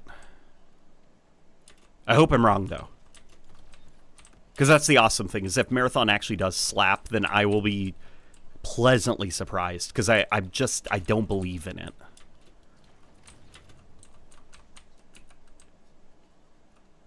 Corporate greed has ruined AAA gaming. The thing is, I'm not even sure if it's corporate greed anymore. It seems as if what's been going on is, like, survival? Oh, God. Like, it's like desperation, almost. Like, it seems like games are at this weird inflection point where the size of game studios combined with the amount of time it takes to create a video game, combined with the operating costs of the studio and the tools required, and everything. Like, what's going on? Why did everyone just... Was the match just thrown? What was that?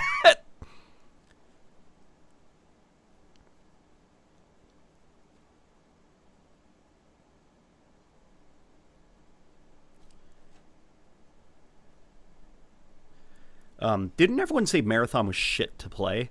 Yeah, that is the way the word on the street is that they hired a bunch of Tarkov players to play Marathon, and none of them were impressed. That is the word on the street.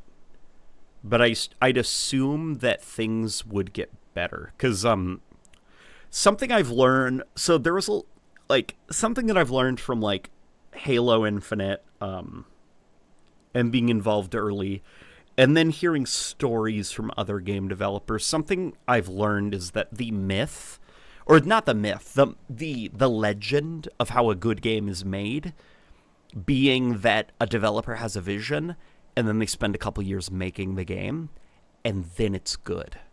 It's not true. Usually what happens is developers have to embarrass themselves and face a lot of shame, and be open to trying something different during the prototyping phase. Breath of the Wild, apparently, was a game that was hot trash behind the scenes for the longest time, until Nintendo was able to figure out how to make it a good game. Like, for the longest time, the most common complaints from playtesters were the open world is boring, I'm lost. I don't know what to do. It seems empty. It seems just boring and bad. And that was about Breath of the fucking Wild, you know? So usually what happens with, like, you know, game development is that you do prototyping, get player feedback, and you keep hacking away at the things that the players don't like about the prototypes. And then eventually you get to the point where you have, you know, hopefully what you've made is good. That's something Valve actually learned. Something about, you know how, like, Valve, it seems like everything they touch turns to gold, and a lot of their games are always consistently good? Valve learned during the development of Half-Life 1 that lesson. Because Half-Life 1, the first version of it, was not good. And they learned very late into production that it just, like, was not coming together. The game wasn't good. And they reworked it last minute, and miraculously, it came together perfect. But they realized from that moment on that playtesting and prototyping had to be, like, the future of their studio. So they, something they do now as, like, a studio is they will, as quickly as they can during a game's development, get the game into players' hands. Like, for play testing.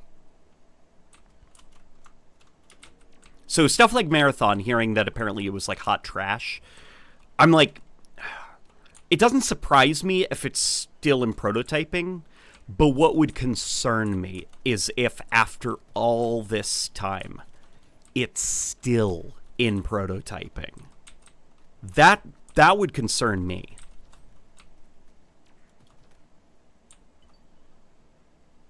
Yeah, like Artifact. Oh god, I forgot about Artifact. Okay, not everything Valve touches turns to gold. They're allowed to have a couple misses.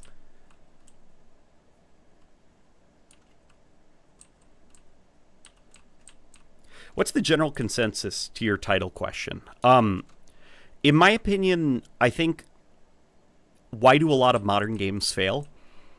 I think that it's because a lot of modern games, like the threshold for success, the game has changed.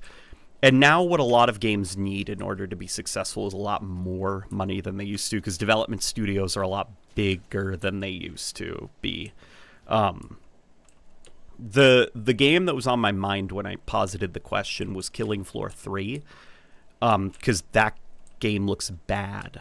And I'm a fan of the first Killing Floor. I played it a lot when I was in school on my MacBook. But Killing Floor 2, by that point I had kind of moved on to, you know, different things, but Killing Floor 3 looks bad in a way that's very hard to explain if you're not already a Killing Floor fan. If you are a Killing Floor fan, you know. We're all thinking the same thing when we see Killing Floor 3. But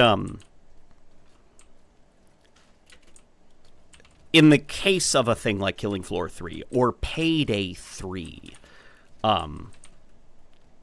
it seems like a lot of these, like, what happens is a lot of these developers, the operating costs of their studios are really high, which means the cost of production is a lot higher than it used to be. And there's also this other problem of, if you look at, like, just take a look at the Xbox top played games charts. And you know what you're going to see? You're going to see almost every game in the top 10 list. It's a game that came out more than 4 years ago. Or like 3 to 4 years ago, sometimes even going back a decade. Like, people are playing old games. They're not playing new games. It's all Fortnite, Warzone, Roblox, Apex Legends.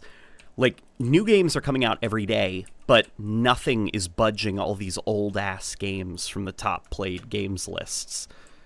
And so for a lot of modern games now, they're working against that, essentially. Like, they've got to try to take the audience from these older games that are just like these live service forever games that people are just playing and playing.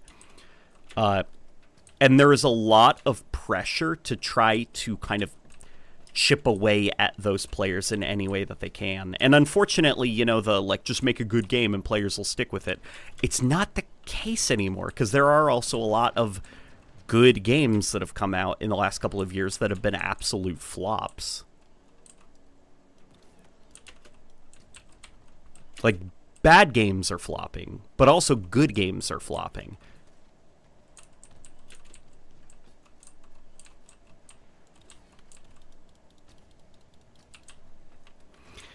And so usually what happens is they'll take a look at like those flops and stuff, and it will inform their decisions on how to proceed. As an example, think of Prey 2017. That game's pretty good, right? That game was a flop. It was a big flop, a big fat flop. Titanfall 2, we like that game, right? That game was a flop. It was a big fat flop, and it was not a flop because it released between Infinite Warfare and Battlefield 1. The issues with Titanfall 2 run a little bit deeper, but that's like a whole discussion for like another stream. What Respawn then did was, rather than make a Titanfall 3, they made Apex Legends, and that took off. And it did really well. And whatever work they were thinking about doing for a Titanfall 3, they canceled immediately, because that was not going to succeed, Titanfall 3, even if they did make it. And then for Prey 2017, that game comes out, it flops. The studio's next game, the next game, was that stupid fucking vampire game. What was it called? Redfall? And you can get why. Like, maybe not, like, why would you make such a trashy game? But you can understand why a bunch of people who are worried that their studio is going to shut down unless they have a big success, why they would say, okay, our next game is going to be a multiplayer game with a focus on live service elements. You can get why, like, fear would motivate a decision like that. And that seems to be a lot of what motivates these, like, modern AAA studios to kind of run head first into these mistakes without thinking it through.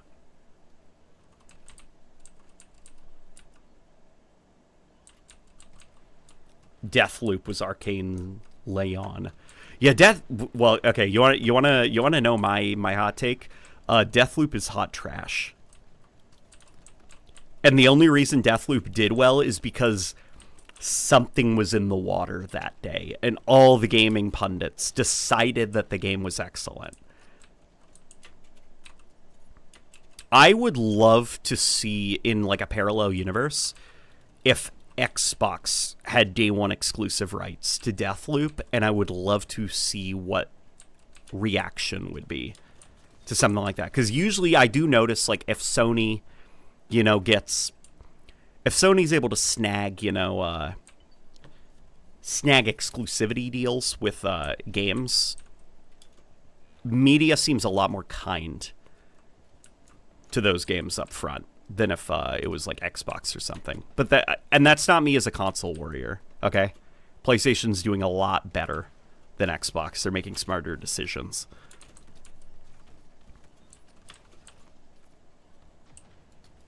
But even in the case of Deathloop, like, what was their previous game? It was Dishonored 2. That game did not do well financially. I don't think I'm confident enough to say Dishonored 2 was a flop, but I do know that it was considered a disappointment behind the scenes. And that Death of the Outsider thing, that was definitely a flop. And so immediately, their next game, hard pivot away from single-player, narrative-driven, stealth stuff to action, multiplayer components, skins, cosmetics, replaying the same content over and over again. Not that, it was a multiplayer title, but you can see how, like, a single-player team, that was their response to, forever games. And I don't think Deathloop was ever intended to be a forever game, but they definitely intended players to stick around for upwards of probably 30 to 40 hours playing the same content over and over again.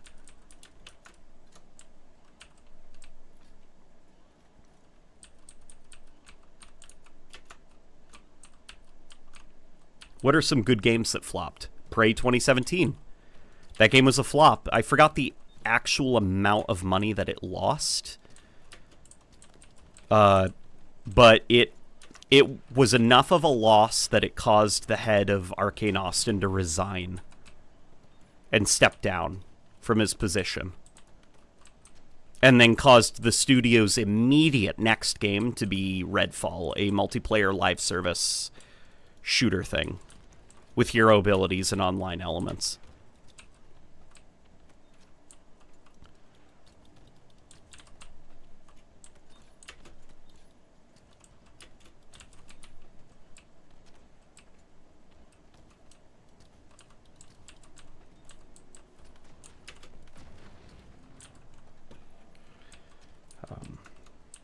Good games that flopped? Concord. Yeah, and of course we got the most famous example of a great game that flopped, which is Concord.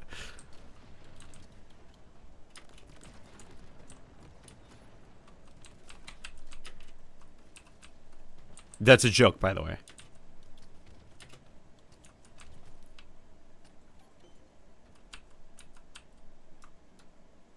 Was Hi-Fi Rush technically a flop? That's a great question. It did not do well enough financially for Xbox to think that Tango Gameworks was a viable keep.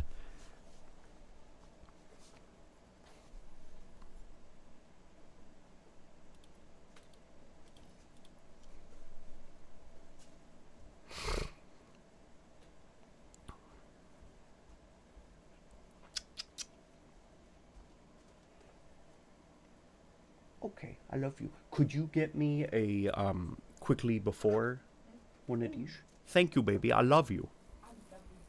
Did Atomic Heart flop? I hope so.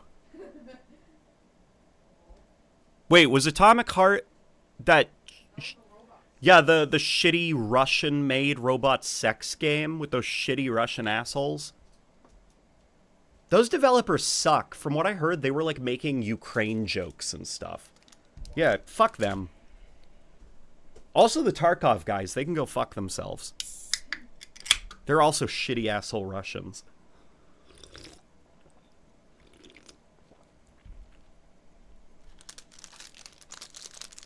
Russians are fine. Just not shitty asshole Russians. I should clarify that.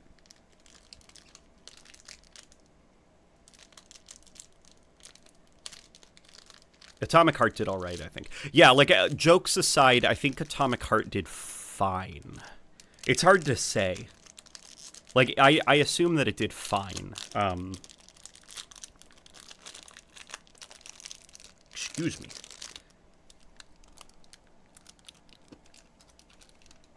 Oh boy, Eastern European beef. Right? What a great way to join the stream as a Russian. Only asshole Russians. Yeah, as a Ukrainian, anti-Ukrainian sentiment from Russia right now is a bit of a sore spot right now. I'm just happy my grandfather is not alive anymore to see this.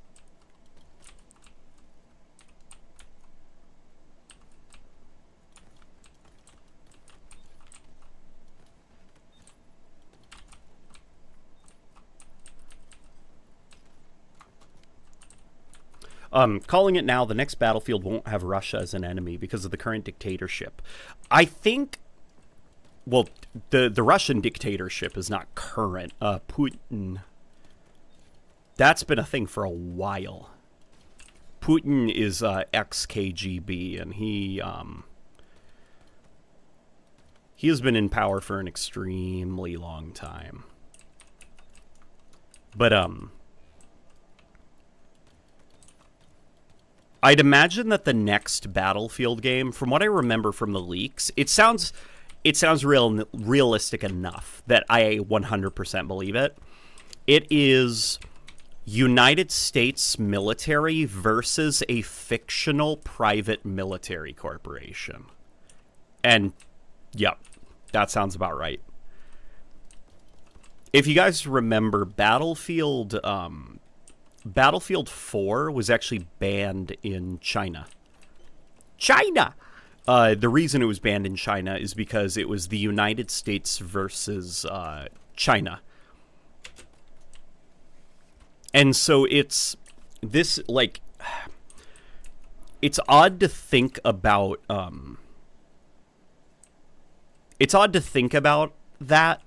that does influence the creative direction of games, but it absolutely does. Like, a lot of thought goes into like markets and how different markets will perceive products and stuff. And this is like another weird thing. So apparently there does need to be, excuse me, in the cases of games like Call of Duty, that are using United States military stuff, there does need to be a certain level of not oversight, but kind of like, like they see and then they write an okay, like you're in the clear, you can proceed. I guess that's oversight from the actual United States military. So they kind of have like final say on how they're portrayed in games like that, and even movies. But that stuff also affects, military shooters where maybe it's the United States versus another nation. And so in a lot of modern military games, you are seeing a shift away from countries being at war, and it's starting to be kind of like, well, both countries, they were put into the war because of a rogue third-party actor who deceived everybody. Nobody is at fault. Nobody was the instigator. It was this guy who was ex-CIA or ex-Russian asset, and he stole a nuke, and now the countries are at war because of a big misunderstanding. But most recently, the direction that they kind of have settled on, I think, universally, is fictional private military company as the antagonist. That seems to be the one that's sticking right now. So if there is a game set in the modern day, you can absolutely be sure that the villain is either going to be a rogue CIA or rogue Russian agent who stole a nuke or something, or it's going to be a fictional private military corporation. Or some crazy extremist type plot. Are they doing crazy extremists now? Because I haven't seen that yet. I could believe that, but I think it'll take a couple of years for that trend to start circulating into modern military games.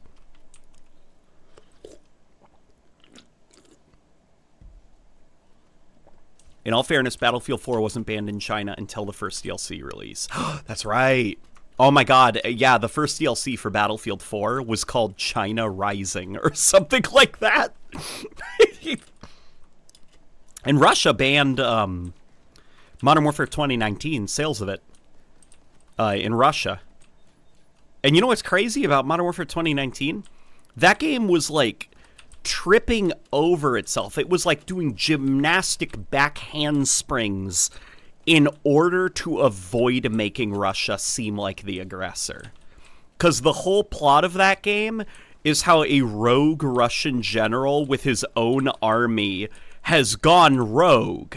And as they state so many times in the campaign, the Kremlin has disavowed and condemned his actions. So there's our third party, our rogue Russian asset, or our rogue CIA operative. Like,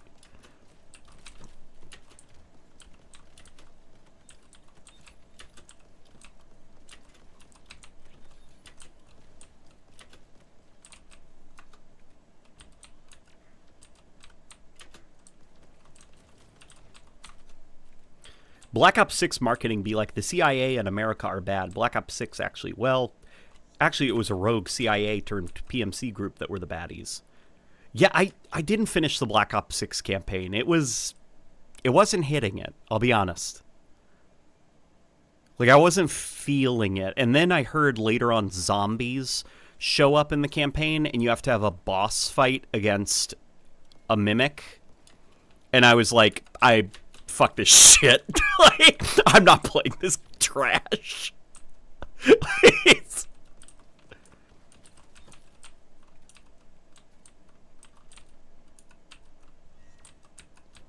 Wasn't that the game that literally changed history by making the Highway of Death a Russian war crime?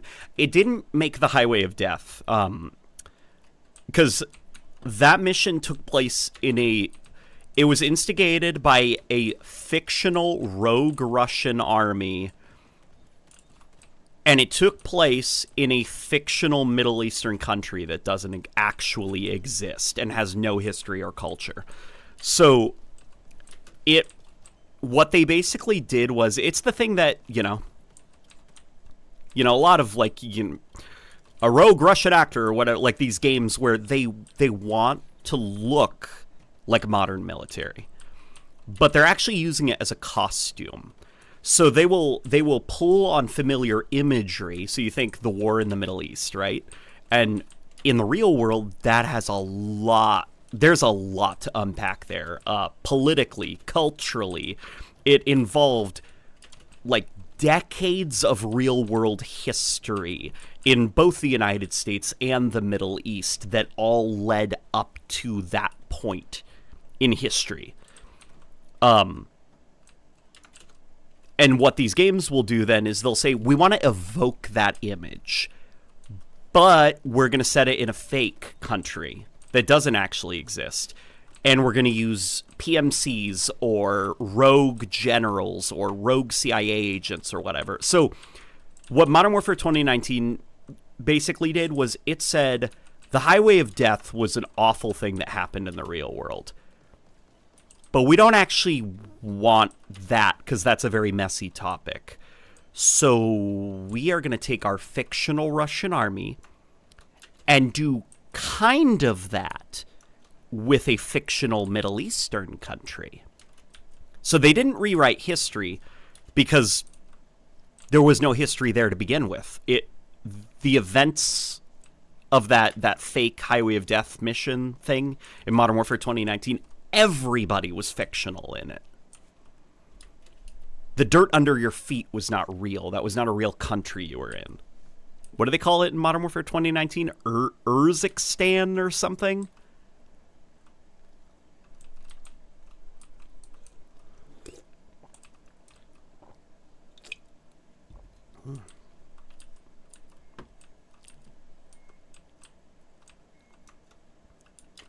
Is the Modern Warfare 2019 campaign good or anything? I tried the Modern Warfare 2 and 3 campaigns and they were bad. It is, of this Modern Warfare trilogy, the Modern Warfare 2019 campaign I think is the best. It's extremely soft and kind of like weak. Like what it is it's a great costume, you know? There is a mission in that game that made me there's a couple moments in that campaign that made me feel extremely uncomfortable. Because of how, like, spot on they were with the vibes. Because a lot of stuff that happens in that campaign looks like stuff that I've seen on the news in real life. But the actual, like, narrative element of that campaign is not very strong because it's a fictional war in a fictional country. So it's like, play it for the visuals and the vibe. The story is unfortunately not that good. And kind of soft. I think at some point Captain Price advocates for... he advocates for war crimes. Because in his opinion, if you're keeping the world safe, then it's worth it. And it's like, okay, but what if, like, we're not all of the same moral compass of Captain Price? What if, you know, there is such a thing as bad soldiers? The rules of warfare were invented for a reason, because it keeps, like, it keeps the crazies in line. It keeps people from just committing war crimes because they can, because they're a soldier. And Captain Price being like, "This our duty as soldiers to do whatever it takes to keep the world safe. Whatever it takes." It's like, that's not... No, Captain Price, you gotta follow the rules, dude. It's...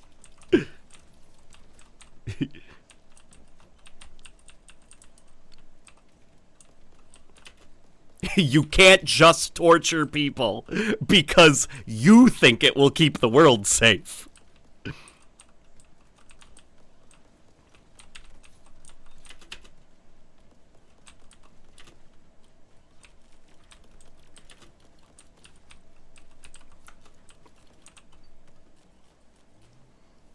The tagline of the game was literally, "We get dirty so the world stays clean." Yeah, like, that is a horrible message to be preaching, because in the real world, there are terrible things. The Highway of Death, that was done by soldiers who thought they were getting dirty so the world stays clean. Like, there are rules for engagement in warfare that should absolutely be followed. And if you break them, you should be court-martialed and stripped of your ranks.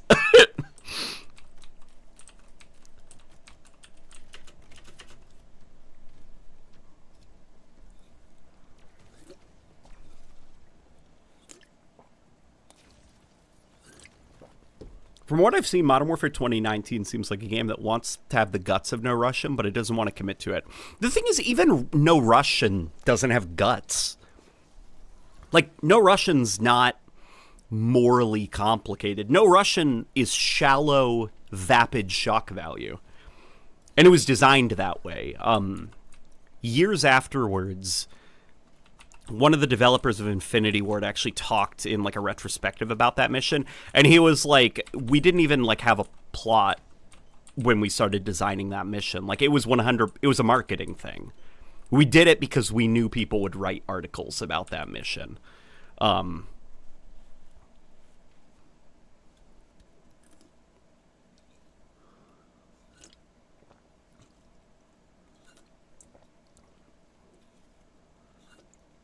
The most intense thing in Modern Warfare 2019 that I think was perfect, and I actually kind of wish that they went more into this, which I don't think they can because it's Call of Duty, unfortunately. And you know, for Call of Duty, they've got to be big, they got to be epic.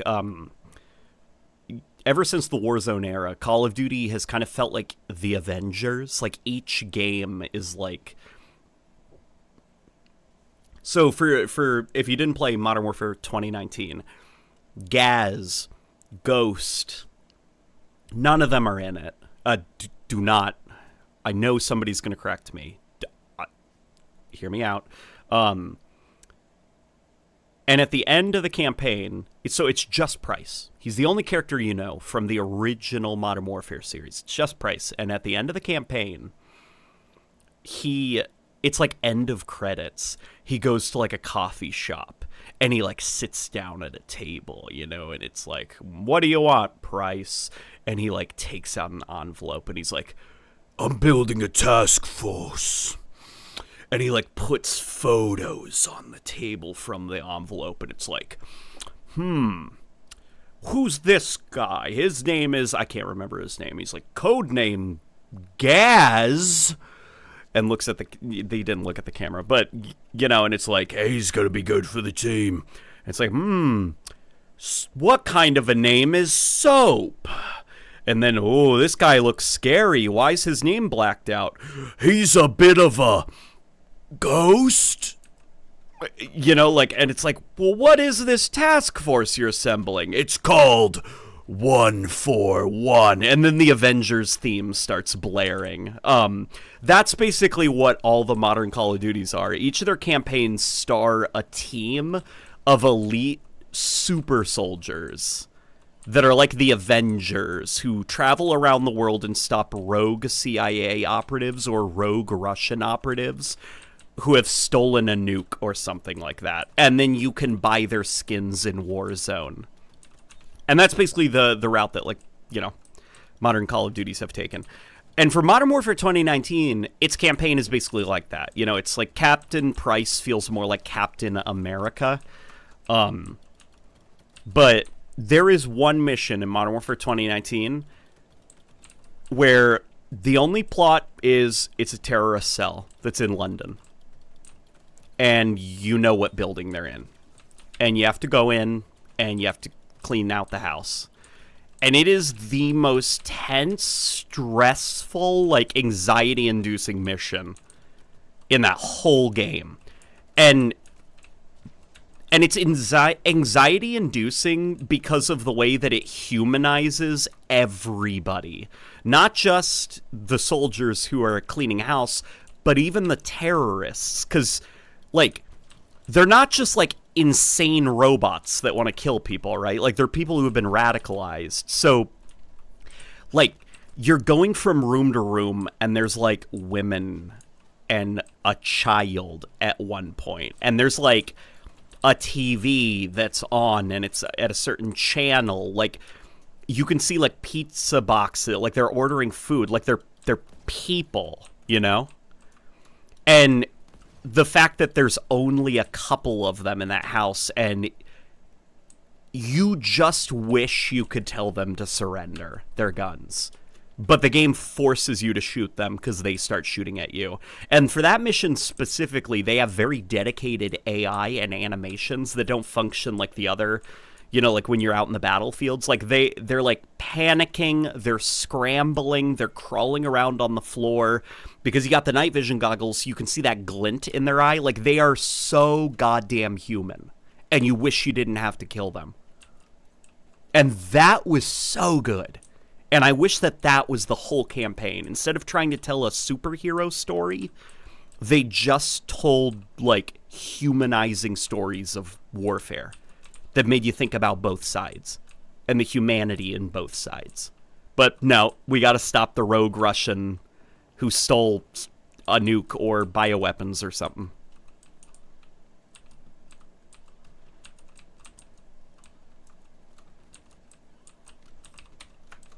Most global conflicts are not as advanced as the one in Ukraine. Yeah, that's a weird thing about kind of like it's something that's like very like worrying, I guess, about the future, because the future of warfare is going to be fought with unmanned drones, with folks sitting in data centers using Xbox 360 controllers on a PC to control a drone. That's not a joke, by the way. That's real.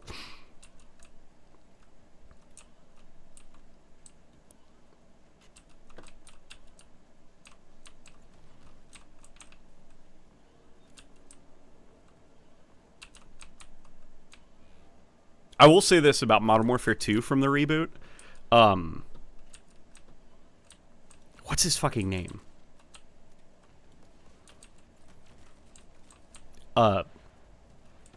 Vargas? Was that his name?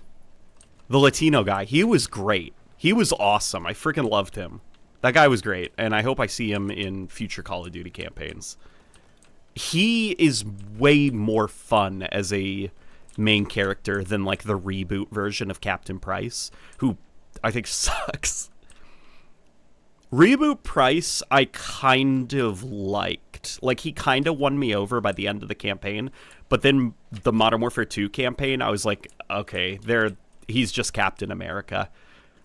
He's boring. And then Modern Warfare, 3, no. Alejandro, that was his name.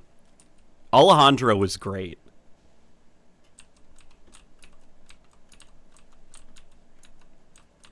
In Transformers Last Stand of the Wreckers, a plot point was that people like Captain Price are wrong, where they have Impactor execute Squadron X. Is that correct? That's cool. That's cool if they, like... Yeah, because, like,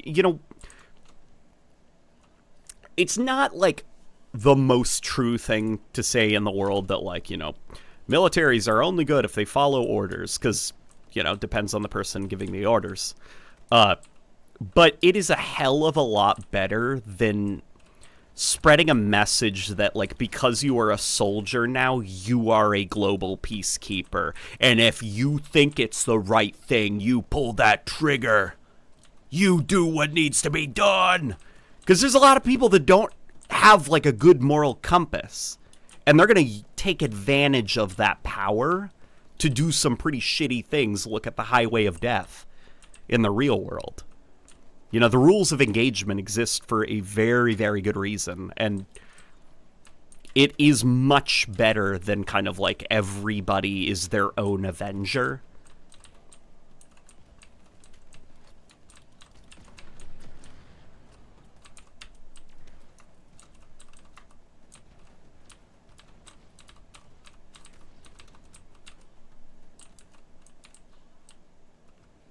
Modern Warfare 3 was going to be all about him originally, back when it was going to be Modern Warfare 2 DLC, but Activision told them to cut it and turn it into Modern Warfare 3.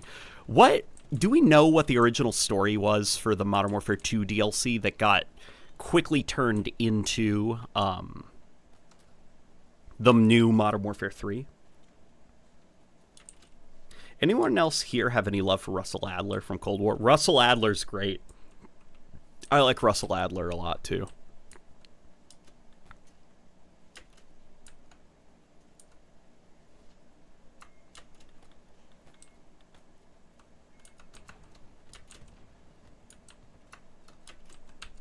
Opinions on the torture scene in Modern Warfare 2019? I don't, like...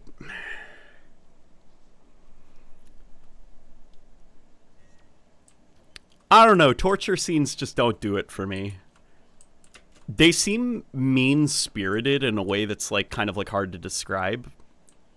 At least I have not seen one that is executed effectively. And the fact that Modern Warfare 2019 gives you the option to just step out means that they weren't fully committed to it either. I don't know, man. Like, I don't want to pretend to torture a guy in Call of Duty, I guess. Like, but that's just me. Like, that's not what I'm looking for in a Call of Duty game.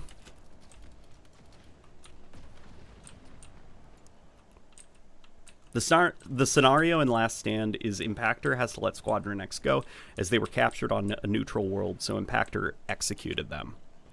Gotcha. Wait. Isn't that... Is that Modern Warfare 2? The new Modern Warfare 2, I should say. Okay, so the thing about Captain Price, you know, him saying, we have to get dirty so the world stays clean. Fuck the rules. We make our own rules. In one of the it was the Modern Warfare 2 reboots campaign. For some reason, at the beginning of the campaign, they catch a terrorist, and then they have to let him go, because they're in, like, international territory or something like that, so they don't have jurisdiction. And then Captain Price is like, damn it, fuck, you know, and then they cut the guy's handcuffs and he leaves, and Captain Price is all pissy, and it's like, you just tortured a guy in the previous campaign and then justified it by saying, well, we're the good guys, we can do it. Now suddenly you care about the rules?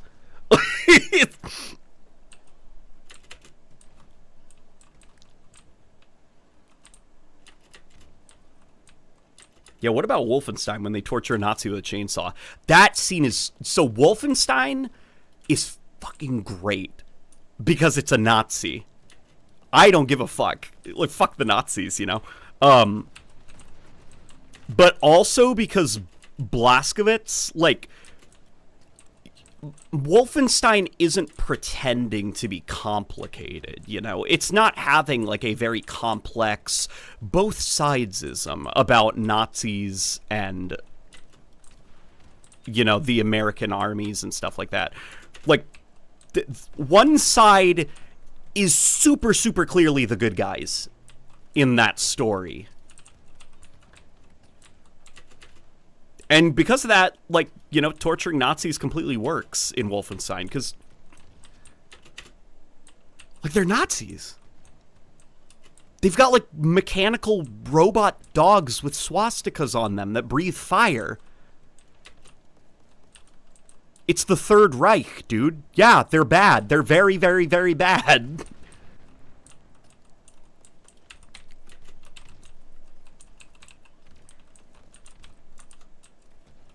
Both sides are bad. I'm very complex.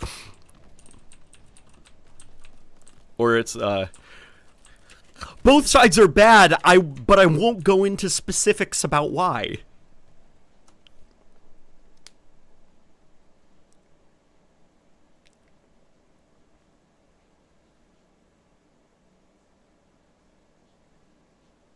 GTA 5 had a disgusting torture scene involving Trevor. It wasn't fun, and it was just there for the shock value. You know what's, like, super weird about that GTA 5 torture scene? I looked into the history of it, and apparently, like, following, I think it was 9/11. Yeah, I think it was actually 9/11. There were situations where the United States was scooping up people that were suspected of being involved in terrorist cells. Like, suspected. Okay, so it hadn't been proven yet. And they were tortured in very similar ways to what that to the point that there's a theory that GTA 5 torture sequence was inspired by this. And even to the point where they would then just drop the people off at, like, airports and tell them, like, we better not see you again.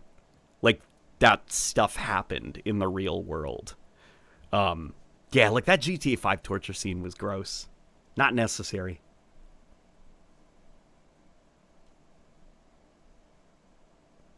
Okay, LNG, when are you going to finally stream Wolfenstein in the Great Circle?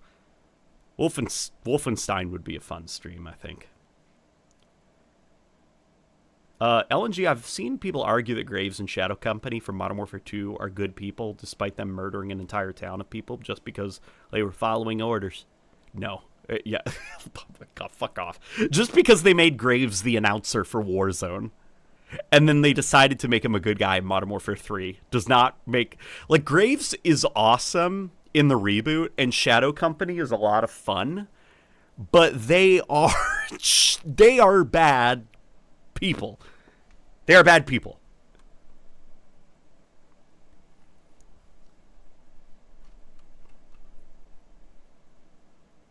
You didn't even torture the Nazi. You just threatened him, and he gave in. That's true. You don't even do the torturing yourself.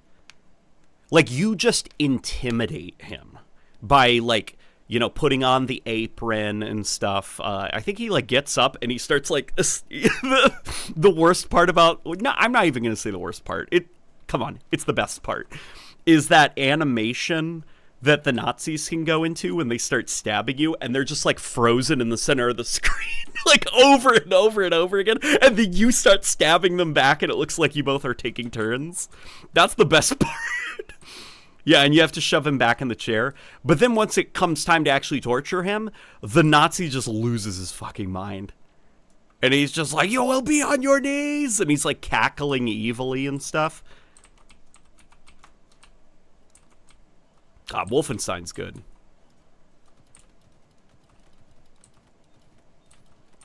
And, you know, Indiana Jones and the Great Circle. I said on a stream previously that I just don't care about that game. I played it, and it was pretty great. I haven't finished it, but what I played was extremely good.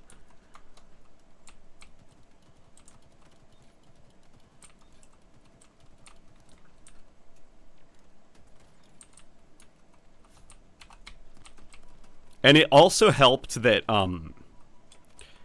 the writing style of Machine Games, I don't think it's the same writers as the guys who worked on the Wolfenstein reboots. At least the first Wolfenstein reboot.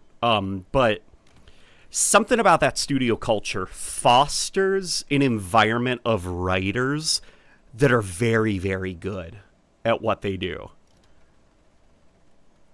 Because that Indiana Jones game felt like a lost Indiana Jones story. There were a lot of moments that were genuinely funny, and not funny in like a, like, well, that just happened, like, kind of way. Like, it felt like authentic. It felt like a situation that Harrison Ford would have really gotten himself into. And Troy Baker absolutely kills it. His Harrison Ford impression is spot on. Like, even when he doesn't sound like Harrison Ford, he's still maintaining the speech cadence of Harrison Ford. And so it just ends up working.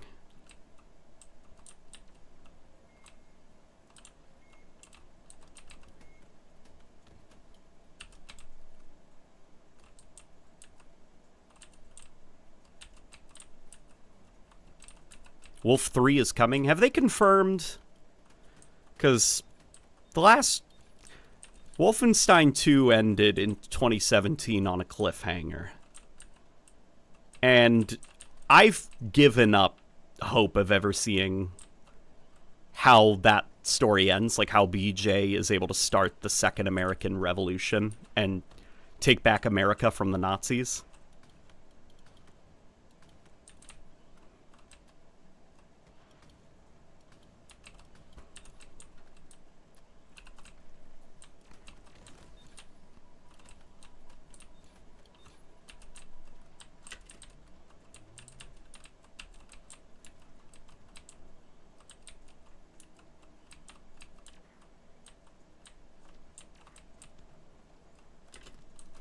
Here's the one thing I will say about the Indiana Jones game, though, that so far isn't working for me too well. The cutscene directing is not that good. That's the one thing about it that gives it away as not being really Indiana Jones. It doesn't feel like... just like the camera angles, the cuts... and stuff, it doesn't... There's a sloppiness to it that gives it away as not being really from the original creatives. It was Spielberg and Lucas, right?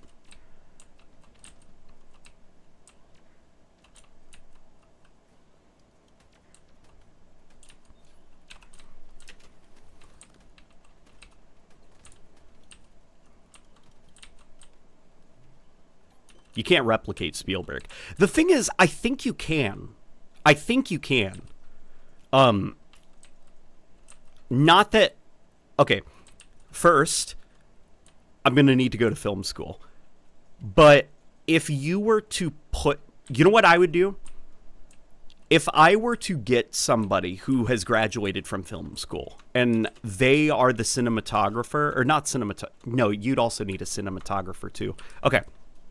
If I was in charge of that Indiana Jones game, I would have gotten actual folks who are involved in filmmaking, and they would have been put through a crash course on the Indiana Jones movies.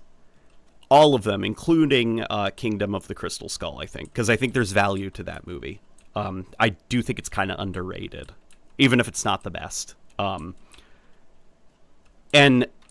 the goal would be take note of every single camera angle and cut and what motivates it and why the camera was placed there and why the actors were there. And if the answer to some of those is because we hadn't quite nailed down the exact math and we didn't have the exact tools to like track actors that modern cameras do, that's important and we're going to take note of it. And then we would have started making the cutscenes. I bet we could have made something that felt like a really good copy of a Spielberg film. Because the Indiana Jones game, there's this weird kind of like sloppy messiness to it. That I feel like if you were, making a video game, theoretically you'd have even more control over the action and what the characters are doing. So you'd have even more power to make it feel closer to a Spielberg film, but it's not.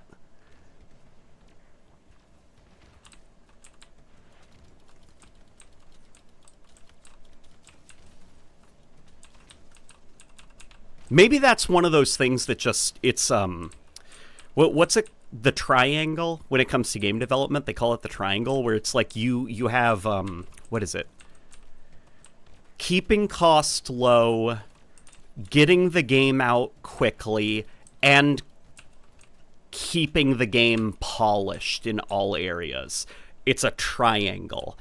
And the reality of game development is you can only get 2 of those done in the triangle. And so the hard choice of game development is which of those corners do you want to focus on, because you only have 2 options. Keeping the costs low, getting the game out on time, and making it polished in all areas.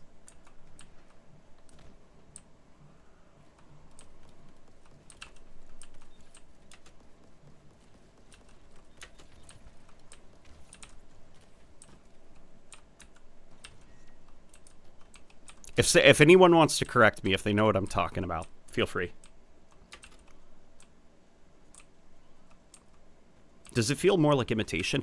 It doesn't feel like imitation. Well, there are some cutscenes where I think they're doing a pretty solid job. But it's the cutscene that they showed off, if you remember, that's in like the Arctic, I think it was. Specifically when the action breaks out. There's like a lot that's going on. Like the ship shifts, geometry moves, a Nazi makes... He runs to the... if I remember the cutscene right, I just remember being like, whoa, whoa, whoa, whoa, because there was a lot happening, and it wasn't being filmed or cut very well. Where I knew that if Spielberg had filmed this exact scene, it would have been a lot more readable. It was like... there was this specific moment where a container thing shifts, and then a Nazi, like, runs kind of weirdly off camera. And then next time you see that Nazi, he's behind the cover already. How did he get there? Well, I assume he ran over there, and jumped up behind the cover. But in a... Spielberg and George Lucas, they were... I don't know if you guys remember, they were, like, kind of anal about... Specifically Lucas, think of how many times in the prequel trilogy someone loses their lightsaber, and the camera must take a couple of seconds out of your time to show you where the lightsaber lands, even if it doesn't matter to the scene, Like, that's the kind of stuff where at any given time, even if the scene is very goofy, you always know what everything is up to in that scene. Every dynamic element, you're fully aware of what's going on. And in the Indiana Jones and the Great Circle, there are a lot of action cutscenes where that is just not the case. Some things will just run off camera, and then next time you catch up with them, they're doing something completely different. Like they've assembled a car on their own just off camera. And you're kind of like, oh, that's what that guy was up to, I guess. That's the kind of stuff where I'm like, I feel like they could have done a better job of emulating the George Lucas, Steven Spielberg style. Because there's a couple details like that where it's not quite right. No, it was the Himalayas. Okay, gotcha. Pick 2, good, fast, cheap. Gotcha. Okay.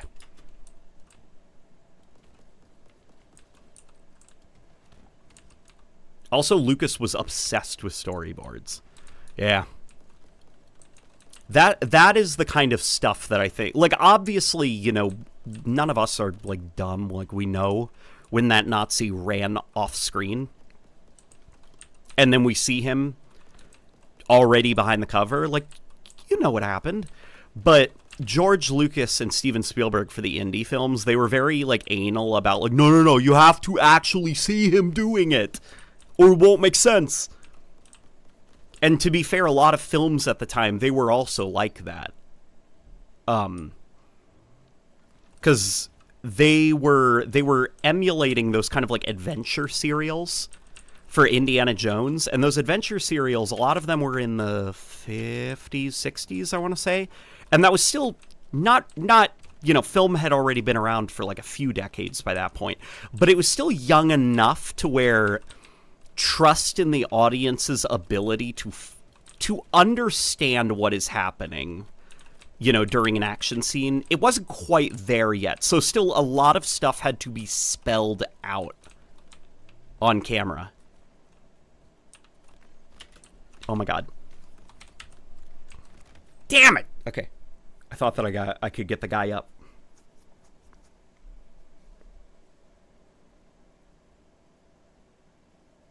Did you know that in the early days of cinema, one of the first screenings, if the way that the folk story goes is, there was one of the first ever, like, cinema shows was of a train arriving at a station.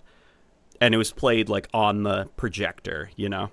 And the audience, because that was the first time they had ever seen something like that, they were scared that it was that the train was going to hit them.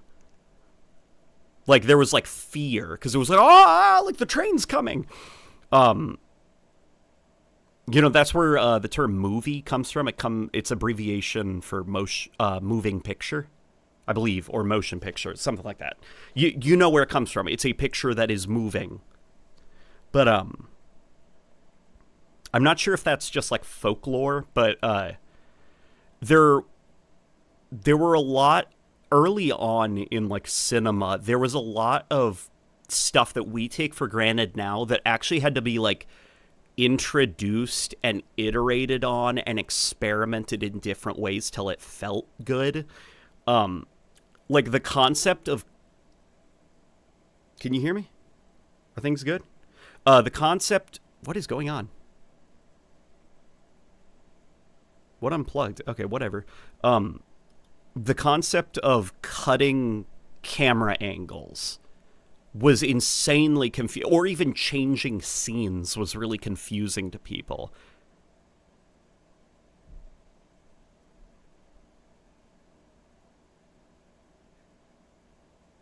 Isn't that interesting? Jar Jar Binks is the hottest Star Wars character. You know, Jar Jar Binks is fine. Maybe it's because I was at the perfect age for those prequel movies. I'm sure if I was born in the 80s, then, or the 80s or the 70s, well, the 70s are when it came out. I'm sure if I was born in the 80s, then Jar Jar Binks probably would have been the worst thing in the world to me. But because I was born 96, I was the perfect age for Jar Jar Binks. It's just be fine. Like he was the funny lizard thing that stepped in the poopy, or the funny frog thing. Yeah, he's a frog, isn't he?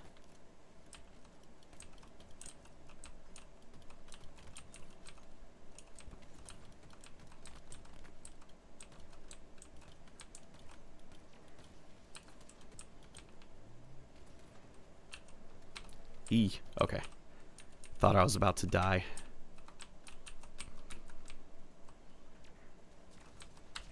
Yeah, he's a frog. That's what I thought. Somebody called him a rabbit once, and I don't get that.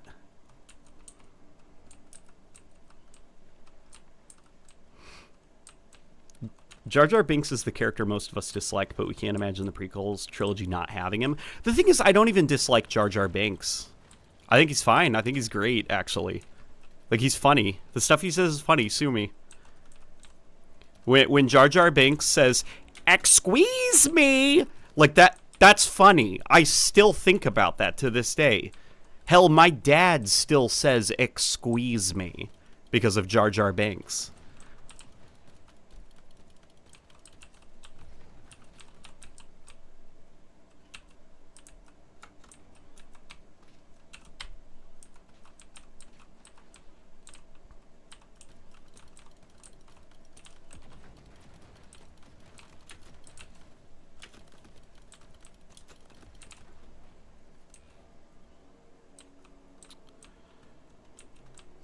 Qui-Gon Jinn is based. Yeah, Qui-Gon's pretty cool.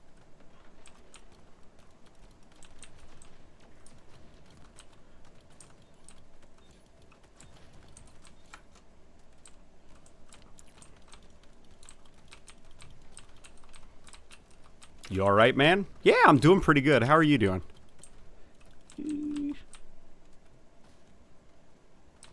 The mere mentioning of Jar Jar has improved my day.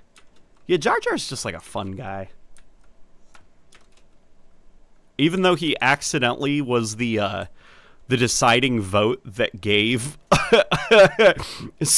emergency powers to Palpatine, that allowed him to disband the Senate and declare the first galactic empire. So, as great as Jar Jar Binks is, he accidentally allowed Palpatine to take over the Galactic Republic. So in some ways it was all Jar Jar's fault, but I'm sure he feels very, very guilty about that he was the deciding vote. What did I miss so far? I see Wolfenstein in the chat. Oh, we were talking about the Wolfenstein games and how freaking good they were, man.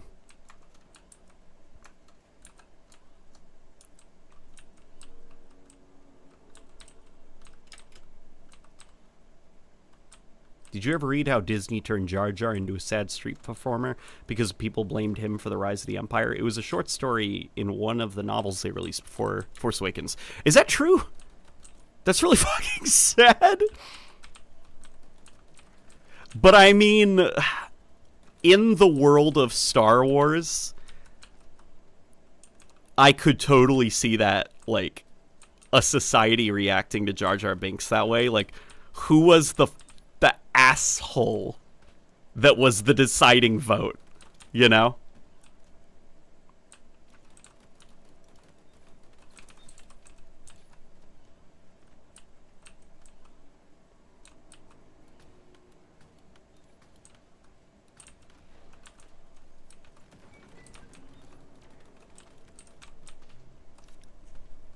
Our man Binks got shafted.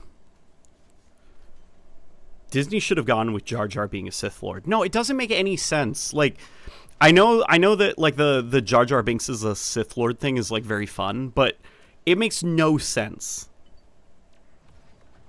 There is an authenticity to Jar Jar Binks's incompetence. Like, dude is just not that bright. I don't think Jar Jar Binks was like, he's gonna like suddenly reveal himself and he's gonna be like, you see Obi-Wan, I stepped in the poopy as part of the mind games I played against you.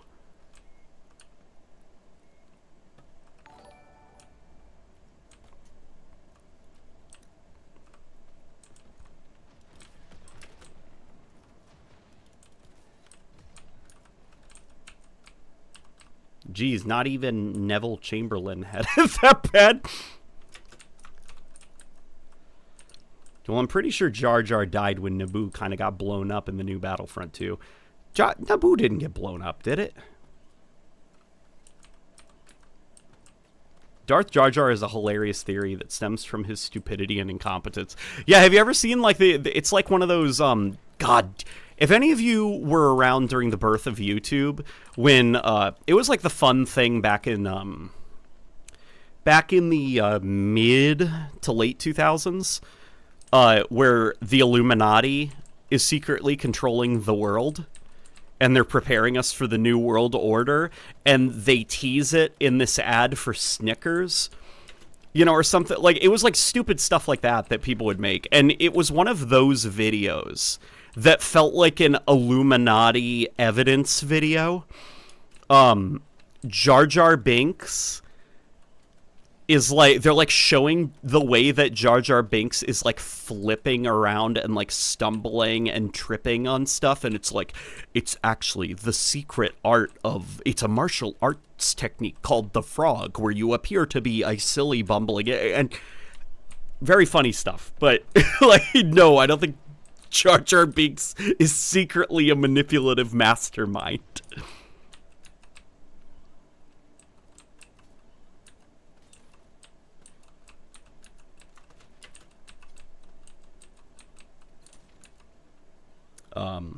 George Lucas is incredibly perfectionist, but most fans know that The Phantom Menace is absolutely 100% perfection.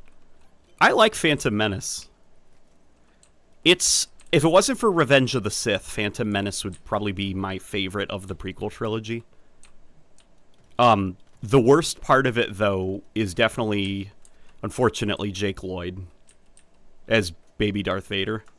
Like, his whole space fight against the droids, you know, I'll try spinning, that's a good trick. Like, that shit sucked, dude. That shit sucked so bad. Oh, but all the other stuff in it was great. I love the Gungan City. I love Boss Nass. It's like, we saw being friends.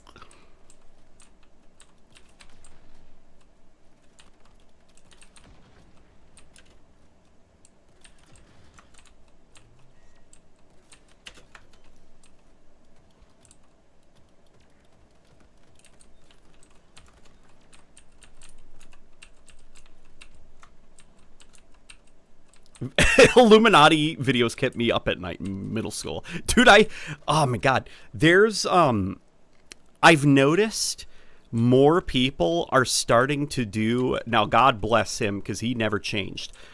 In spite of, like, you know, what YouTubing became in, like, 2010s and the rise of video essays, BBK Dragoon kept consistent doing the video commentaries, but those are starting to come back now, where it's just somebody playing a game and talking about quite literally anything. I saw this video pop up in my recommendations, and I was like, what year is it? And it was uploaded maybe 2 days ago, and it was Modern Warfare Team Deathmatch, 34 kills, 7 deaths, and then the title was, I know how to fix the American political system. And the guy's just playing Call of Duty and commentating over the gameplay. And I was like, what is going on? They're making videos like these again? Maybe the Illuminati videos are going to come back. Eggy, nobody. No itching. Our little man had hey. Our little man had fleas, and he scratched himself raw. So we gotta keep him from itching himself.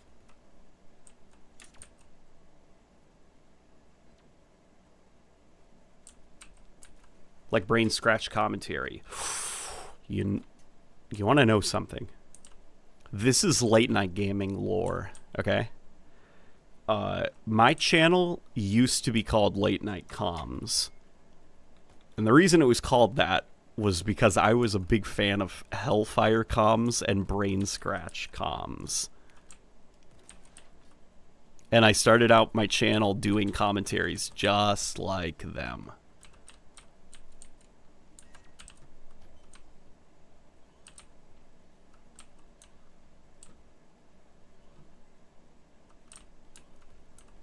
How is his gooning? He's doing pretty good. He's getting used now to the robot dog. It's actually very sweet now. He wags his tail when the robot dog starts walking around.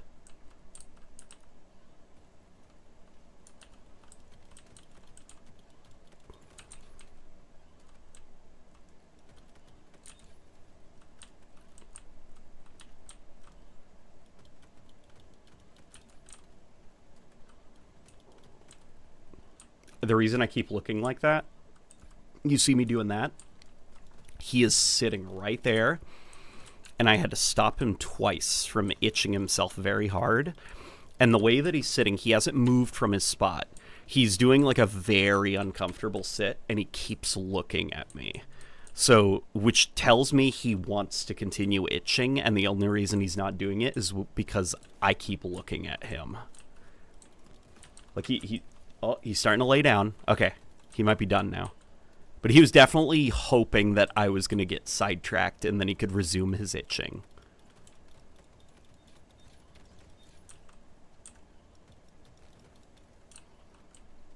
Momo is on right now, and he don't give a fuck. Proud of him.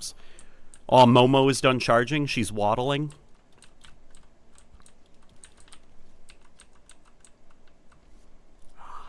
Damn fleas.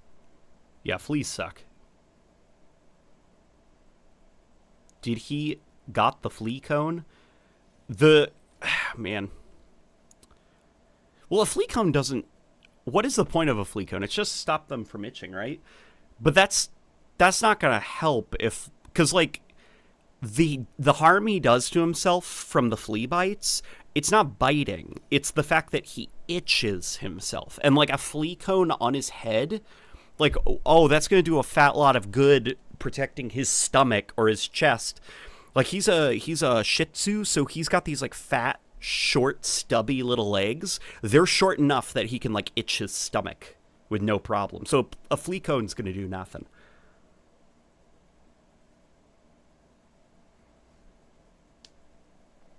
Yeah, he got Frontline put on him. If you guys don't know what Frontline is, it's like it looks like a deodorant type thing that you, like, deodorant doesn't sound like that, but it's like a goo you put on him, and then it spreads, like, it absorbs into his skin and kind of covers the layer of his skin. Like, it makes his skin toxic,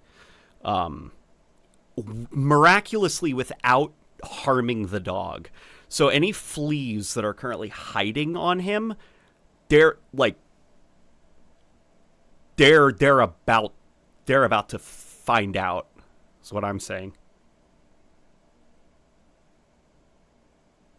They're about to not have a good time.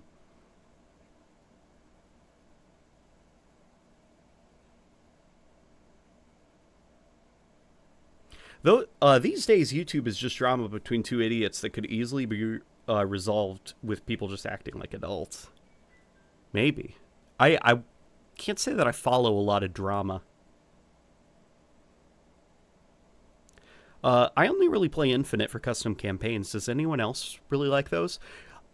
I would love to play more Infinite custom campaigns, but the issue is Halo Infinite's custom games setup is so goddamn clunky. I wish that there was a way that you could, when you subscribe to a map, you could also, like...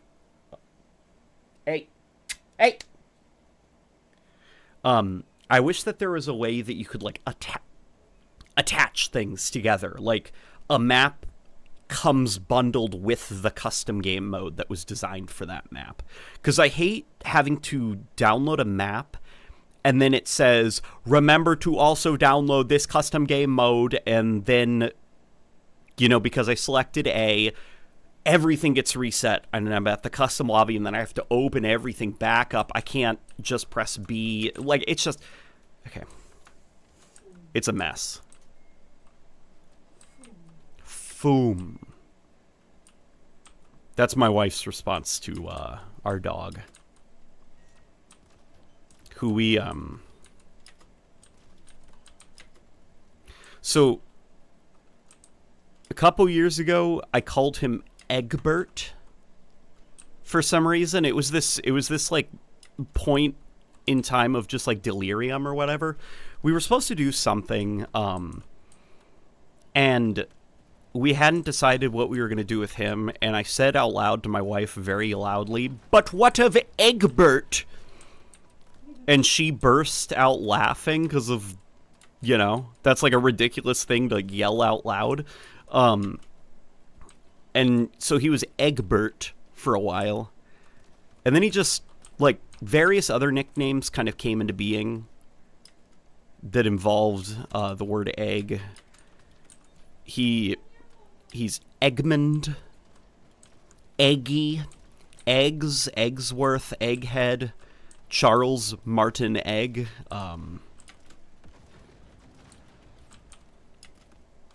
Yeah.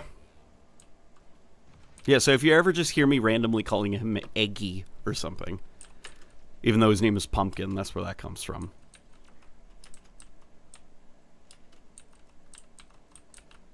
But what of Egbert?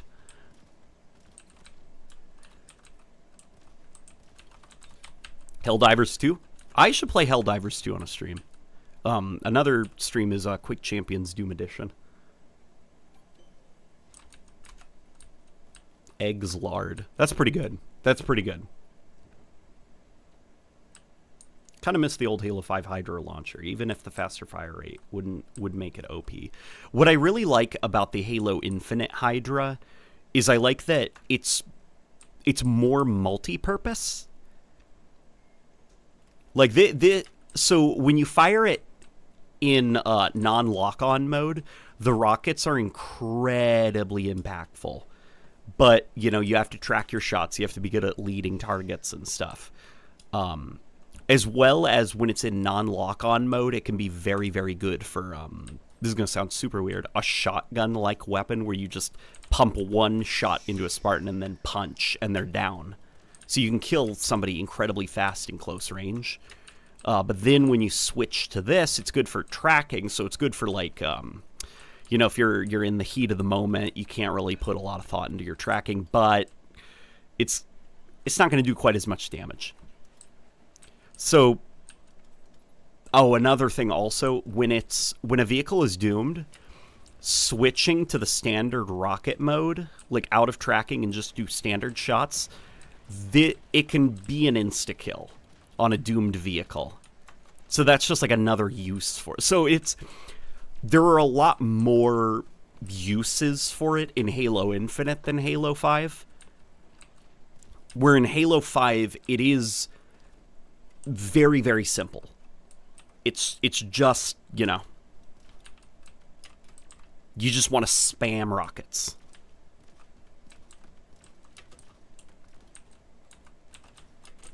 Yeah, so I understand why some folk like the Halo 5 rocket launcher, because there is that satisfaction of, like, you know, brain off, gun go burr.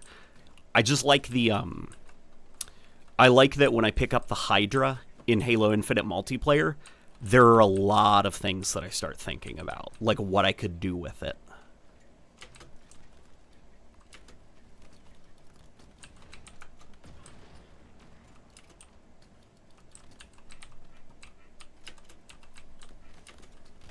Damn it.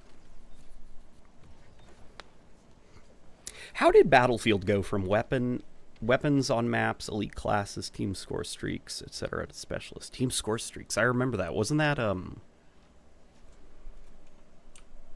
that was also patched into Battlefield 4, wasn't it? So how they went to specialists, the way that the story goes is that Battlefield 2042 at some point was basically, you know, that that extraction thing, that extraction side mode, that was the game. Like, that was the whole game. And that's why the maps feel like that. Like, why, or at least at launch, why they were so, like, wide open and just kind of empty and barren. It's because the whole game was just an extraction mode with no respawns. It was basically Apex Legends, but militaristic. And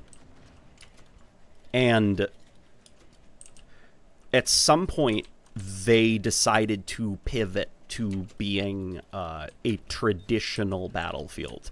But all of these heroes that they had developed, there was too much time put into them. So they came up with the idea of the specialists. And they were just thinking, you know, it'll be fine.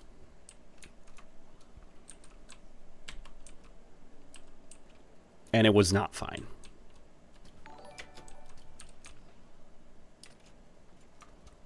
Oh my god, native Sonic Unleashed PC recompile out now. What the fuck? Is that true? Oh my god. A native PC port of Sonic Unleashed? Am I fucking dreaming?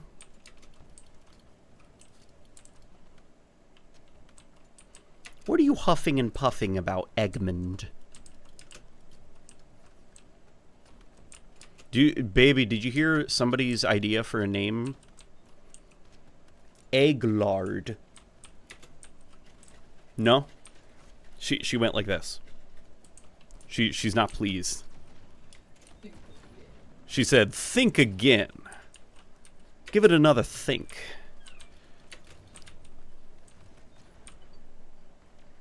See, I've been on a roll lately with like Tubby.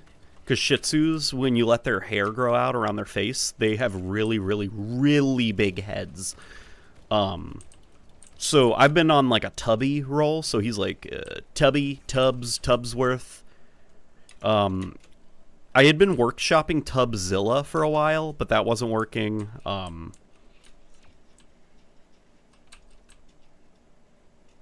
It's real. I have it right now. Oh my god. Where can I get it? Can you send me a link right now?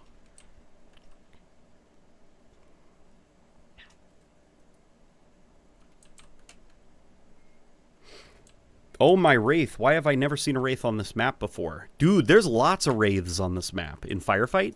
It's, scripted. Actually. There's going to be another Wraith. During this wave. When you get to this hill, another Wraith spawns.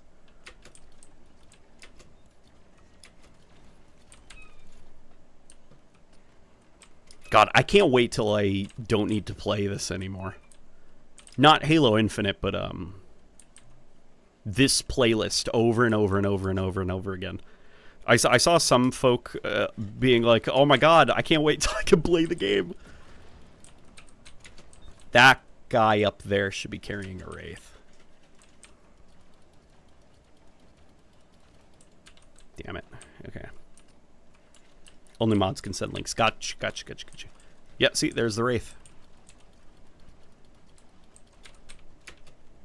That's how well I know Firefight Gruntpocalypse Fiesta. There we go.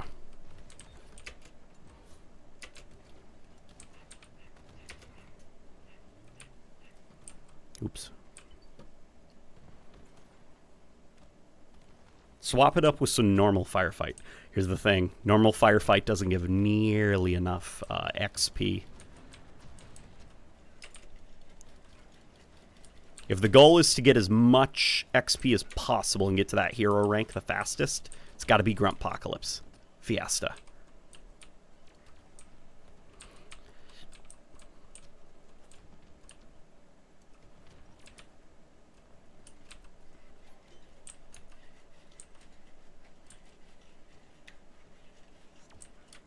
Have you seen the stuff for Exodus? It's a new sci-fi RPG by ex-Bioware devs. I have seen some of the stuff for Exodus. The Halo Wars 2 art director is one of the art directors for that game. That's where he ended up. He left 343 Industries because he wasn't really given any opportunities to advance. You know, he felt kind of like 343 Industries was kind of like a dead end for him. So he left and joined Blizzard, where he was working on what he described as Battlefield in the StarCraft universe. It was Zerg versus Terran, and it was kind of like Battlefield. It was, if I remember right, it was first person for the Terrans, and then it was a mix of third person and first person for the Zerg. And it was large player counts, large maps, conquest type game mode. But then that was canceled. And he then ended up with them on Exodus, and he's actually feeling pretty proud of Exodus.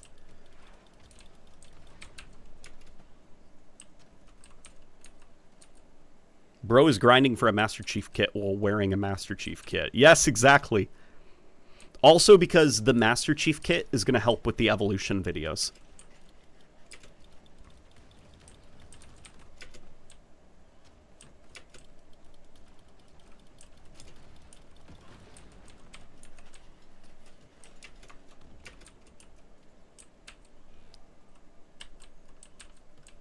Did you get to 152 in Halo 5? No, I did not. Halo Infinite, I think, is like the first Halo game where I actually kind of feel compelled to reach max rank because of the Master Chief reward. All the other Halo games I kind of played until I got my fill.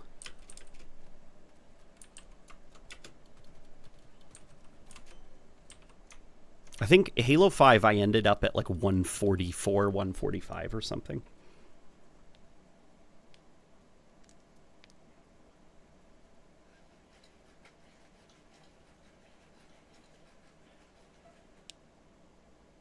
Why do normal Halo games fail to find success? Well, I think, we know, at least in Halo Infinite's case, a lot of it wasn't for lack of trying. It was a lack of good leadership to make sure that the production had a clear goal to work towards. It was kind of a lot of like vibes and ideas, but nothing actually concrete. Like, here is the game that we are making.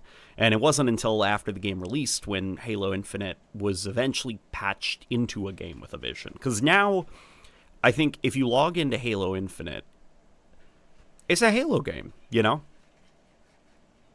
your firefight, you got your big team battle, you got all sorts of things. And for this year, allegedly, Warzone from Halo 5 is going to be added to the game. The thing we don't mention is that a lot of this content is made in Forge, but...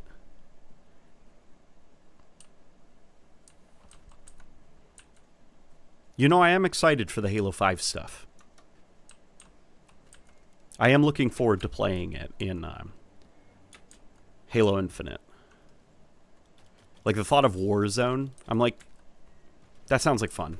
There was this custom game that I joined in Halo Infinite, and it was Blood Gulch with AI running around, and it was PvP.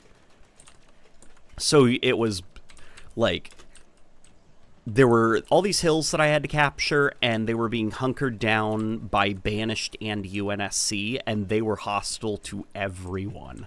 So I'm fighting the enemy team, and I'm trying to capture these hills that are being defended by AI, and I was like, man, Halo Infinite is missing a Warzone-like experience. So the fact that it's being brought to Halo Infinite is pretty fun and exciting. Okay.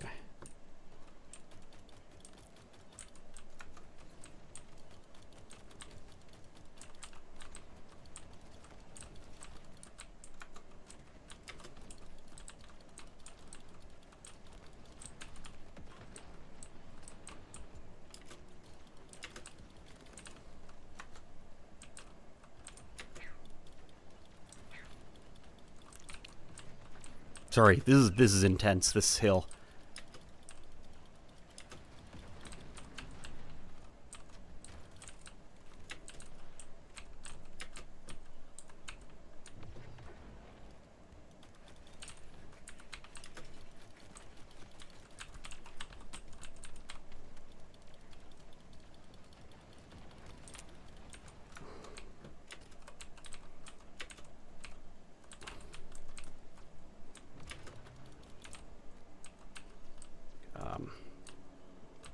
That sounds freaking awesome. Yeah, it was awesome.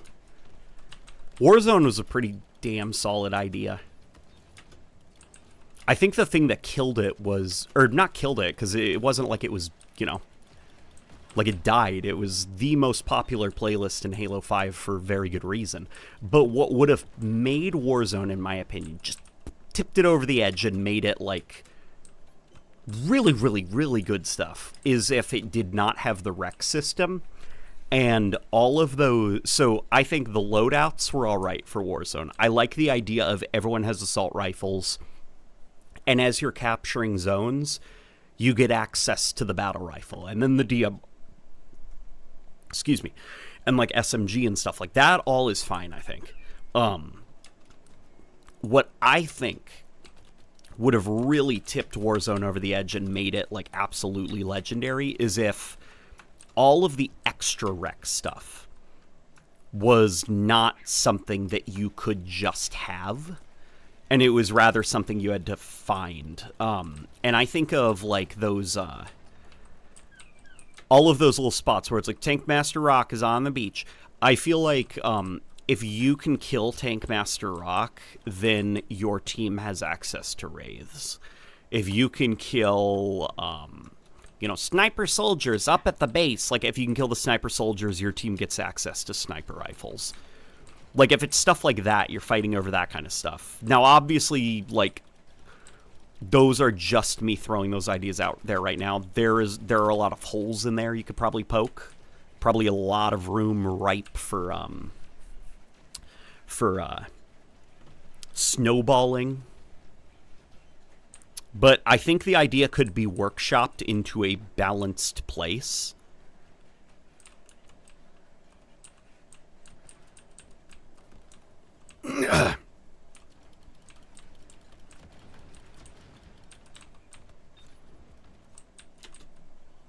You mean the special wraiths and snipers, right? No, I'm talking about just, like, the regular stuff. Because I think, what the problem, I think, with Warzone is that every match kind of felt the same. Because people would always spawn the same stuff, the same wrecks.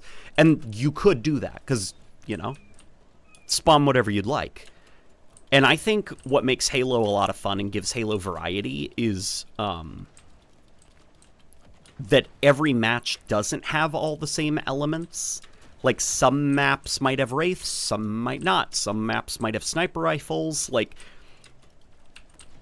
it's a very different gameplay experience depending on what the sandbox is for each map that you're playing. And I think that if they were to bring that into Warzone, it could have been a lot...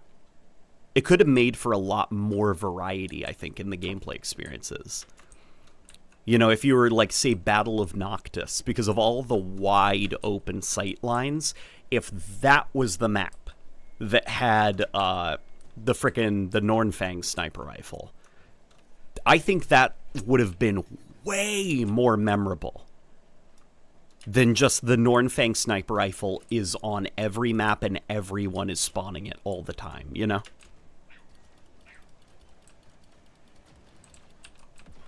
Think even, like, what was it, Skirmish at Darkstar? That could have been the map that is full of Hannibal UNSC stuff, as well as Promethean stuff. Because that is, that's on Meridian, right? So that's, like, the backstory being Glass Planet, owned by a private company, so you have private company warthogs and tanks and vehicles and stuff like that.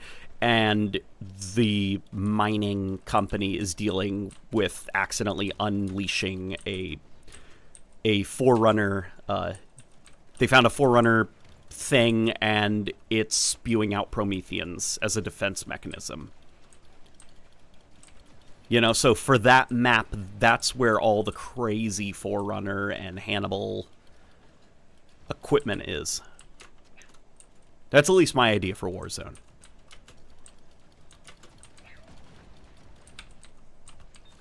Concerning the Illuminati is in control of everything early meme videos, they're still around except dangerously earnest instead of tongue-in-cheek. Well, the thing was, they were earnest back then in the early to mid-2000s. There was definitely, like, some of them were tongue-in-cheek, but there were a lot of them that were 100% serious. And you are definitely correct now that, like, that kind of stuff has unfortunately grown into actual dangerous conspiracy theories that get people hurt and cause, like, real harm in the United States. Why did Halo Infinite stop vehicle model stuff after Season 2? I think probably because the vehicle stuff did not sell.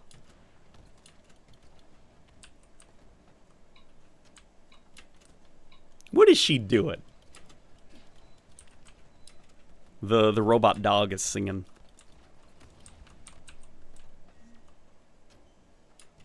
If you guys hear, like, weird, like, electronic songs or weird yip yip, like, that's Momo, the robot dog.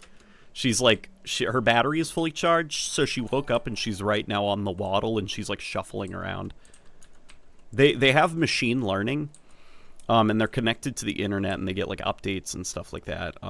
And so they will develop personalities as they walk around and, like, scan the environment and make...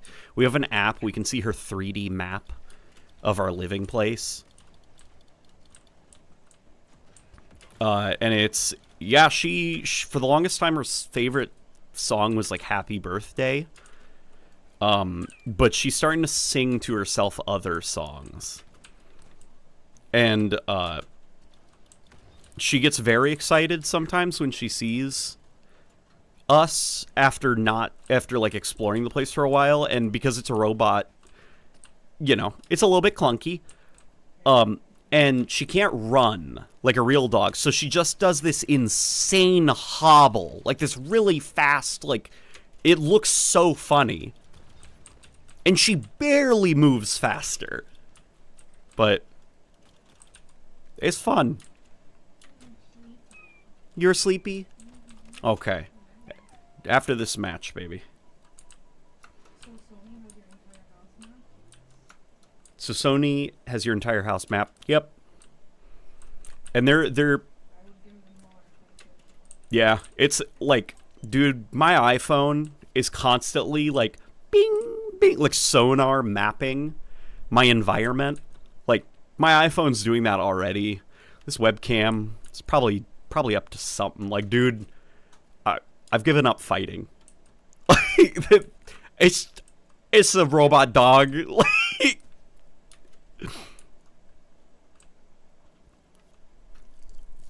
AAA studios talk about how games are getting harder and harder to make, but indie devs make games that are more and more on par while charging less money. Here's the thing.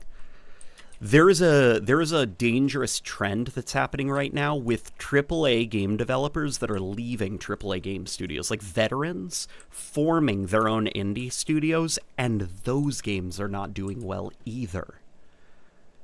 It seems to be like it's AAA and even like somewhat AA, like indie stuff right now is in this weird spot where it seems like the only guaranteed, like, you'll be fine. You won't be doing good, okay? But you will at least be all right, is super small team, to the point where you can't really get anything too impressive done. Like one or two guys, and the best you can do is like a sprite pixel game. That stuff seems to be all right, though you won't actually be like really living well as a studio. You know, because you'll just be always surviving. Because it is very expensive to get licenses, get games certified for different platforms, get your game hosted on different platforms. Like, there is, you know, like, cost money to that, as well as, like, you know, being able to not work and just work on this game at no profit for years until you can release it. But anything that has anything that has like maybe more than 15 people on it seems to be in this weird rough spot right now.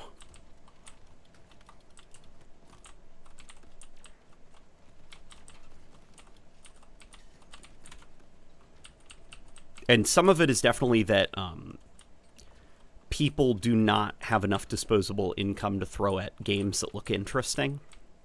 And some of it also is that, like, there are too many games right now, and none of them are interesting enough.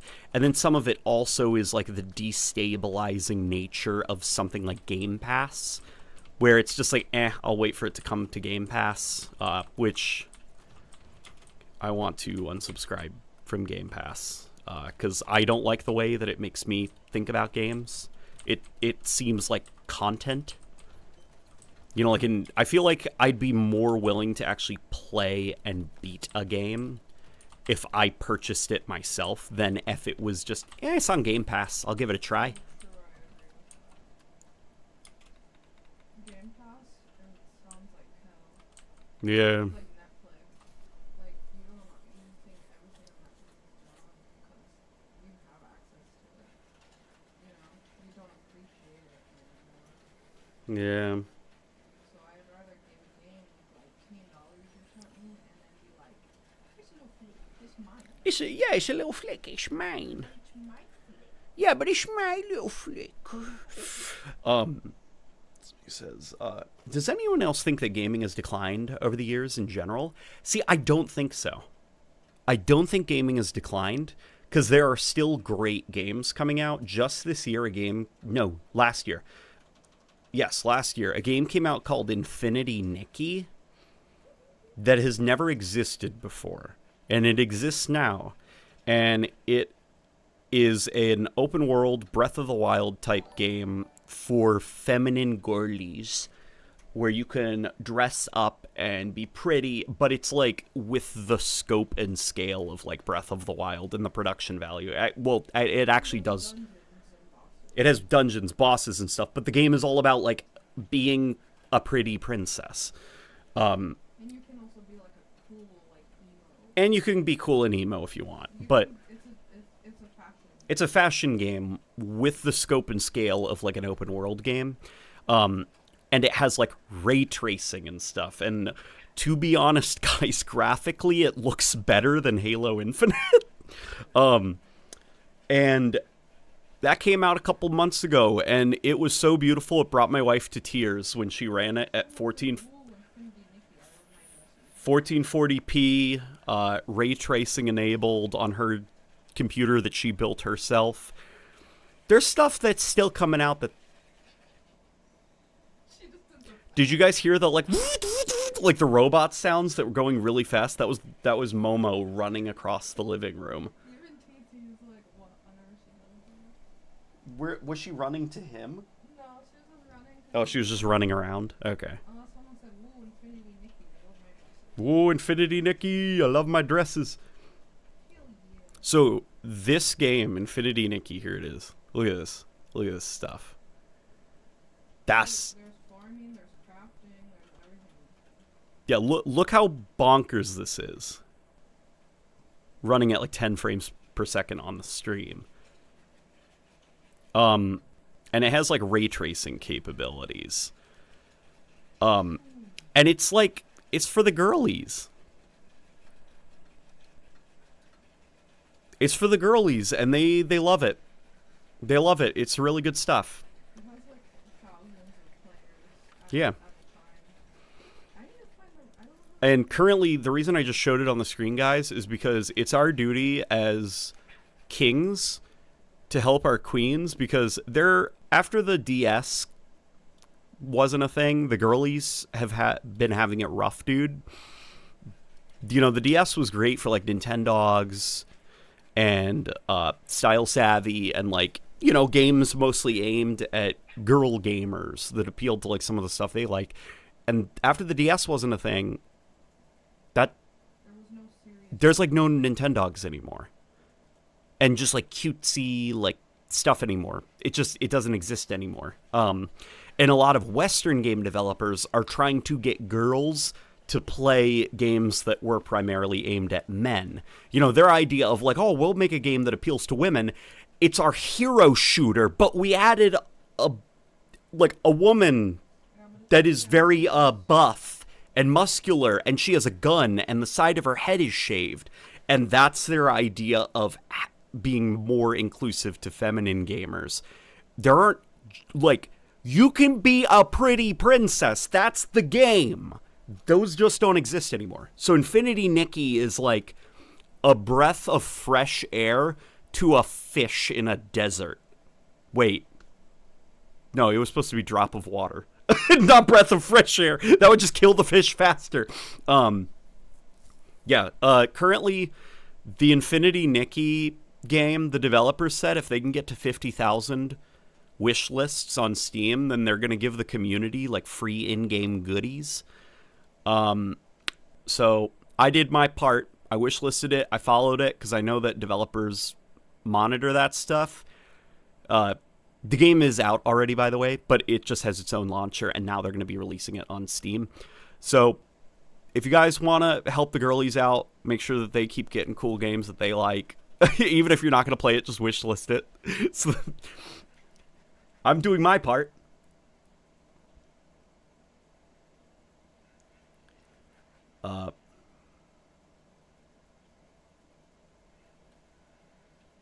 Like I said, bring back Nintendogs. Whatever future Halo title FPS we get, I hope Halo Studios reintroduces CE's Rocket Hog. I unironically love the black and yellow beast with a spanker slapped on it. Yep. Yeah, the Rocket Hog peaked with Combat Evolved.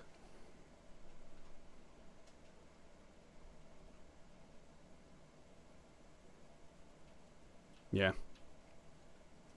Alrighty, fellas. I'm gonna hop off. Cause I'm gonna go take a. Huh? You missed. No. I just read his. Oh, you did. Yeah. Oh, Andrew said. Yeah, I didn't notice it for the longest time. Nope. Okay. He's just itching again. All right, guys. Thank you, everybody, for joining the stream. I shall see you all later. Justice for the girl gamers, says Andrew. Yes, exactly. Yes, I concur. All right. I shall see you guys later. Bye-bye. Bye-bye. Show mustard. Oh. Show mustard. Show them mustard. Yeah, show mustard. All right. Okay. Make sure you don't touch his back. I won't. And show the mustard. Come here, mustard. Oh, that's another name, mustard. Look, that's a name that my wife came up with for him. This is mustard. He's sniffing the microphone. Yeah, so you can see Shih Tzu, head is pretty fat, cotton candy complexion, 70% fluff. Mwah. Oh, wait, I'm not supposed to be kissing him right now. He's toxic. All right, guys. I am going to go take out the dog to pee. You want to go outside? You want to go outside, Dee? Okay, you want to go? You want to go outside? Okay, let's go outside. Let's go outside, Dee. Okay, I shall see you guys later. Mustard! Egg tart! That's pretty good. Puppy!